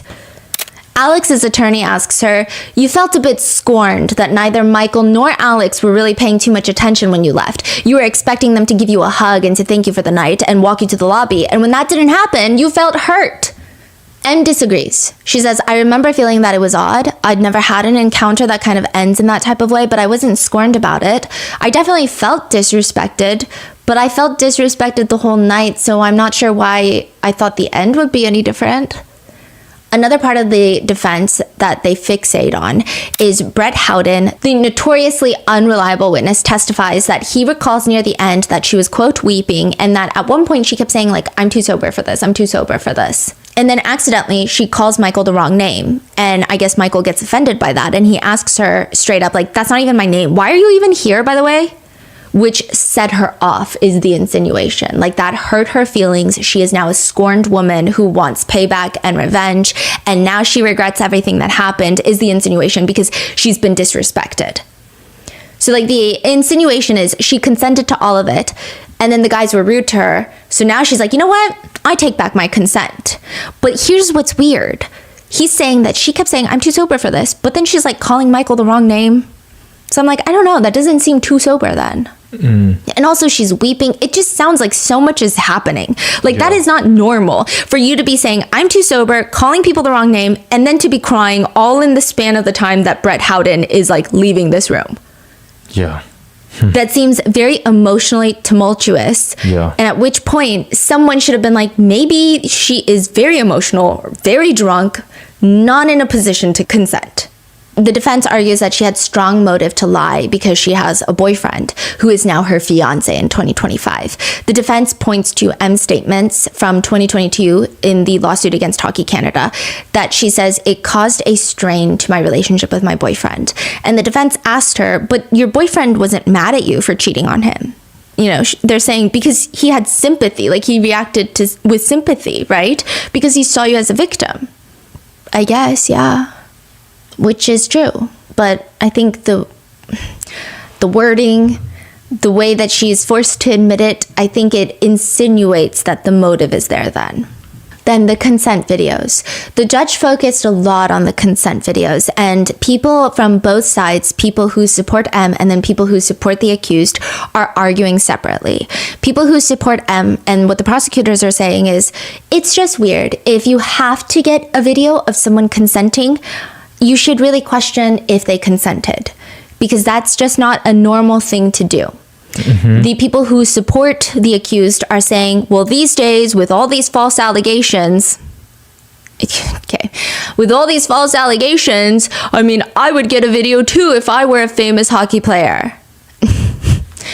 The defense argues that M testified that she doesn't even remember the first video being recorded. She doesn't know if someone was recording her, so that means that she couldn't have been acting for the camera. And allegedly in this video, she is seen smiling. M argues, well, actually, like near the end of the video, you can see me wipe my eye with the back of my hand. I think that was when I was crying in the night. Which would make sense, like if she's crying and then they're like, wait, we gotta get a video because she's already crying. So like maybe tomorrow morning she's gonna realize, like I would imagine that logically kind of makes sense. And she's saying, I think it was near that time that I was crying, so I'm wiping my eyes, but I don't know. She looks at the video and says, I don't really look like myself. The judge does not believe that. The judge believes it looks like you're smiling, so you're smiling. You didn't know the camera was recording, so you're not acting for the camera. So that means that you're smiling when this is happening, basically. If M tries to bring up the fact that she believes she was wiping tears from her eyes, the judge is like, that is all speculation. But also, smiling equating to consent is also speculation. Then the second video where she is talking about like, God, you're so paranoid. Like, yes, I'm okay with everything. Like, I'm too sober for this. She says at this point, like, I think my mind was disconnected from my body. And again, people are saying, what do you expect her to do? Because up until this, she told us straight up she was in fear and she was fawning and she was doing whatever it took to get out of there. And at this point, it sounds like, holy, you're so paranoid. It almost sounds like, again, theoretically speaking, in some logical situation, it would make sense if someone in the room is like, wait, are you sure? Are you sure? Are you sure you're consenting? Which again, if you have to ask, that's very strange already. I'm not saying it's illegal, but it's strange. And then to get the video, and then she's saying, holy, you're so paranoid, like I'm okay. Why would he be paranoid? I mean, unless he has videos of every other person that he's ever had intimate relations with consenting, then it's just weird. And at this point, these guys are not in the NHL. They're definitely not as established in their career. And I'm sure they're heavily career-oriented players. They're very successful in what they did, but it just doesn't make sense. I think people are saying, even if this is a thing that a lot of pro athletes do, which a lot of people on Reddit were saying they have had experiences, it might apply more to someone in the NBA, in the NFL, in the NHL, an A-list actor, insert the most famous singer you know. They might do that because they have PR training, media training. They have a whole team of attorneys who have already informed them of all the necessary ways to protect themselves. And they have this level of fame that most people cannot fathom. But these are 19 to 20-year-old junior league players. I don't know if they've gone through all this process of like, okay, now that you're making millions of dollars, you just want to protect yourself from any sort of accusations or lawsuits. It just is weird. It's very weird. Now, the detective testifies that even when they reopen this case, a lot of people online were saying, why is she just now coming forward? Which is already a crazy thing of like, why does it matter when she comes forward with it? But this is not even her coming forward. She actually came to the police very early on, like days after it happened. They closed the investigation in 2019. In 2022, she sues Hockey Canada, and this is supposed to be anonymous, but it gets leaked. They don't know who the plaintiff is. They don't know who M is, but they know that something has happened. The police decide that they're going to reopen the case. And the detective testifies on the stand. I mean, I felt pretty bad because it felt like I got the sense that I was opening up some wounds that she was trying to close. I think it was a bit overwhelming for her. Like she wasn't expecting this. So it just... Yeah, it's frustrating. And another frustrating part is there are a lot of statements that are being used against M. So when she was talking to the police in 2018 and then later in 2019, her lawsuit against Hockey Canada in 2022, what she said to the police in 2022, all of those are being brought up. Now, the players, the accused, their interviews, they're very brief interviews, like they dropped the ball. The London police did not really even go in with a full investigation. They were just like, we saw the consent videos and you didn't look that drunk, so we think you consented. They didn't ask hard questions for any of the accused, just nothing. They were just like asking a few questions of like, oh, so she was inviting people, like you guys had food. It's just the most bland thing ever. Were you sending over those messages? Oh, or? no, like I just told the guys I was getting food and there's a girl over. That's all I said to a few guys. At the same time, in 2018, Hockey Canada has opened up their investigation. But they are talking to the players, but they compel them to talk. The investigator that's working on this in Hockey Canada, she's an attorney, she was hired by them. She's a third-party firm, and she basically tells them, hey, Hockey Canada is not going to work with you guys unless you guys take this interview. So they come in and now they're almost being forced to take this interview, whereas the police cannot force them to take any interview. You can just say, I'm going to lawyer up, I'm not going to talk to you. Whereas in this situation, she's almost forcing them to talk. They come in with the assumption and the agreement that, hey, you cannot record, you cannot audio record this, you can only take notes. So she does take a ton of notes. And this is not allowed into evidence. Because at that point, she already knew that the London police were going to subpoena her records, that they were going to get a warrant for all of her notes. And what's the problem with that? They're saying it's highly prejudicial and it could be considered coercion because at this point, the players were cornered into talking to the investigator, which the police could not make them do that. The investigator knew that there would be a potential warrant out for all of her notes. And so it just seems like they were being compelled to do something that could infringe on their rights. So whereas M, she's got the police statements, the Hockey Canada lawsuit, the Hockey Canada conversations, more police statements, all being compared to her timeline, to bar footage, to everything, and then her testimony, there's going to be a lot more opportunity to find inconsistencies because that's just what happens. The guys, however, have less material that's allowed into evidence. They've got the group chats, yeah. They've got the initial police brief interviews, but all the Hockey Canada stuff is not allowed. So there's not even that much cross comparison because that's how they get you. They impeach you on like, well, 2 years ago you said this and now you're saying this. They're catching you in a lie. But even with the limited information, the guys are still caught lying. For example, Alex says he never saw anyone smack M on the butt. Then later he says, you know what? I did see Dylan Dubé smack her on the butt. Alex is confronted about that discrepancy, and he just states he was nervous, overwhelmed, and didn't want to throw Dylan Dubé under the bus, but he wanted to correct the record that he did see Dylan Dubé smack her on the butt. So there's just like lots of discrepancies and inconsistencies, even with the guys and all of their statements, but it doesn't matter.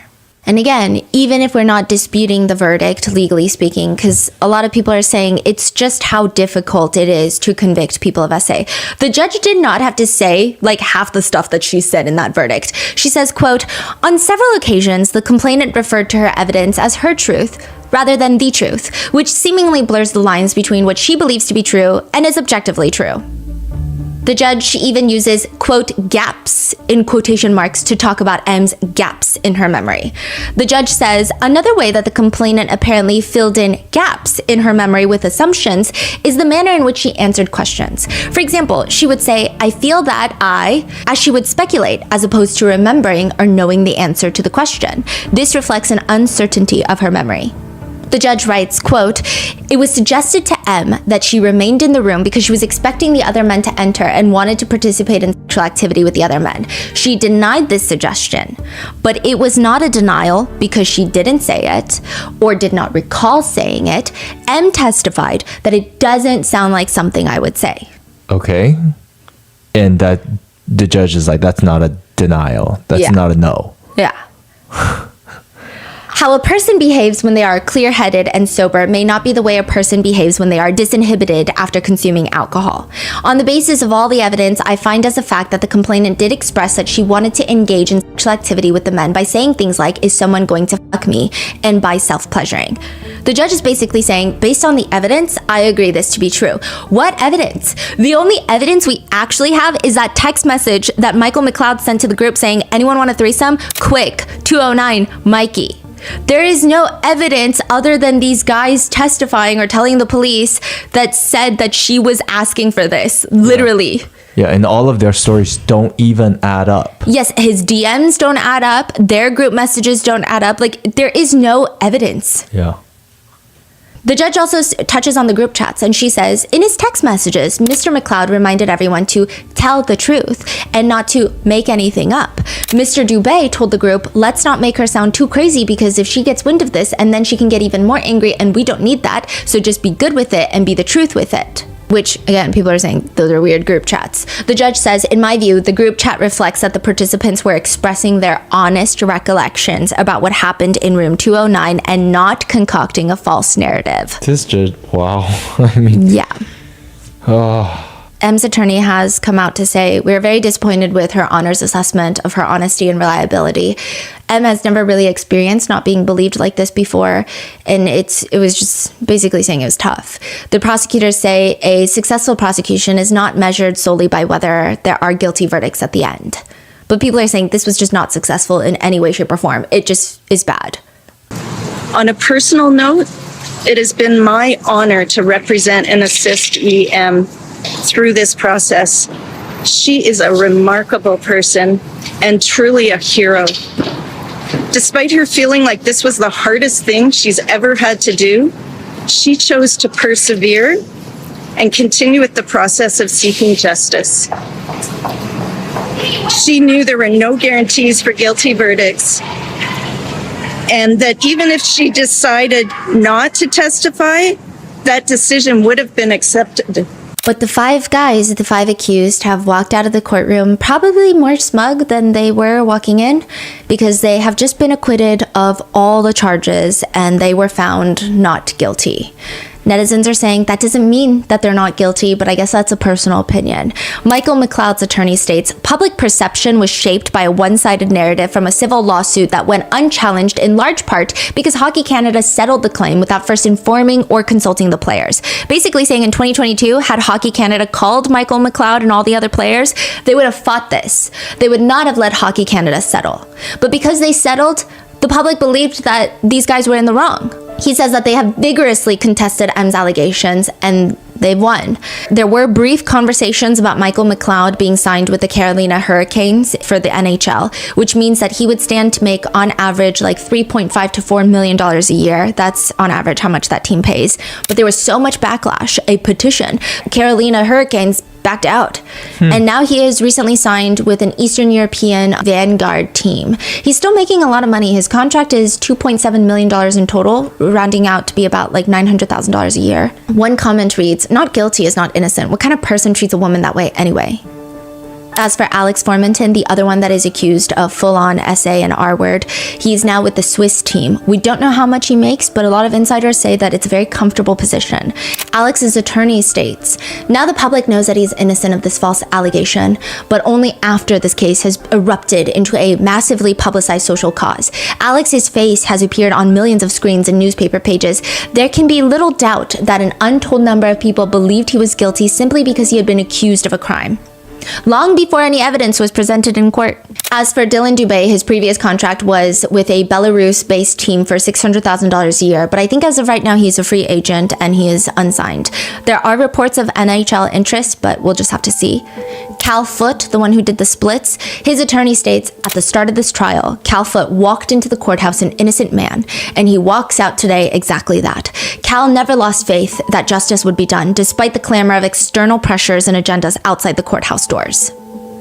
Carter Hart, probably the more popular of the 5 accused. He's the one with the attorney that a separate victim is just so traumatized by, Megan Savard. But Carter Hart's attorney says, "Almost every single feature of the evidence that the judge identified today as fatal flaws for the Crown has been known to the prosecutors and to the police from 2018. Today's outcome was not just predictable, it was predicted."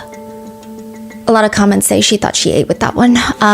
He has recently signed, like a few days ago, a 2-year, $4 million contract with the Las Vegas Knights, Golden Knights. Oh. People are upset. He's in America. Yes, he is the only one that is re-signed with a team inside the NHL. And people are rightfully pissed off. He says it's been a long road to get back to this point, to get back to playing the game of hockey, a game that I love, and I've been out of the game for a year and a half now. I've learned a lot, I've grown a lot, I'm just excited to move forward. A lot of people have been saying positive things about Carter Hart, primarily because he was the only defendant to testify. So some people think it could be possible that maybe some of the accused in their minds are guilty, some of them are not. But I will say it also depends on who's their favorite player. Seems to be a huge part of the reasoning. And a lot of people are against any of them getting signed with the NHL, saying things like they shouldn't even be walking the streets as free men, let alone taking a spot from another player. Others are commenting, or just like, hear me out, I don't know, just don't sign rapists. Like, this is absolutely abhorrent and everything that is wrong with sports.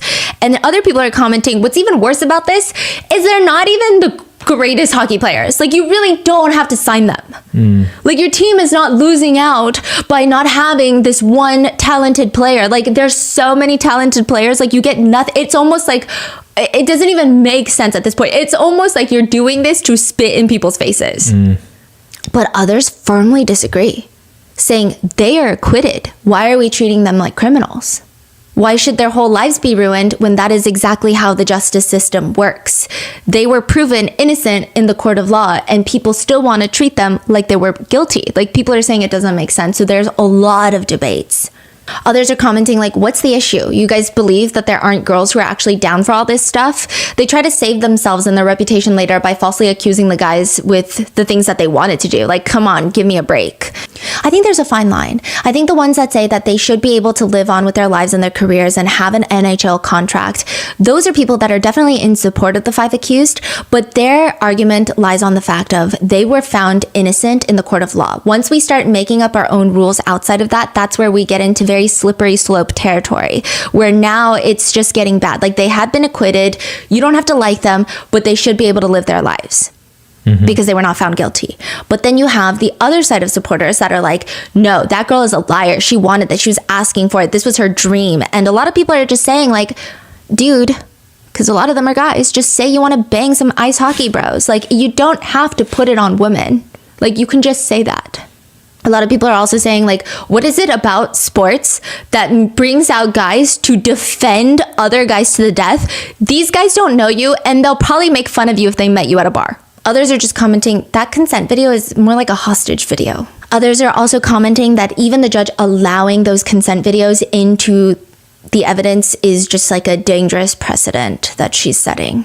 And ultimately, M's attorney states, when a person summons the courage to disclose their story, the worst possible outcome is to feel disbelieved. It's a gutting experience that no one deserves. That's why today's verdict is so devastating. M did everything in her power to recount her experience honestly and to the best of her ability. She agreed to do everything asked by her by the criminal justice system, and yet it was not enough. And that is where I leave you with today's case. What are your thoughts? I think there's 4 groups of people who support M to the very end, and they say that verdict should have been different and that these men deserve to rot in prison and preferably in hell. Then you have a second group that say, legally speaking, they can understand why the verdict happened the way it did. That is not a reflection of M. That is not a reflection of her credibility, but rather the police, the prosecutors, the court system, the law. And then you have some people that are saying, at the end of the day, what happened was the guys have been acquitted, so we all need to move on. And then you've got the other end of the spectrum that are like, we need to just like burn women at the stake just in case they're going to falsely accuse me, random Joe from Nebraska, of doing something. What are your thoughts? Let me know in the comments and be safe. I will see you in the next one.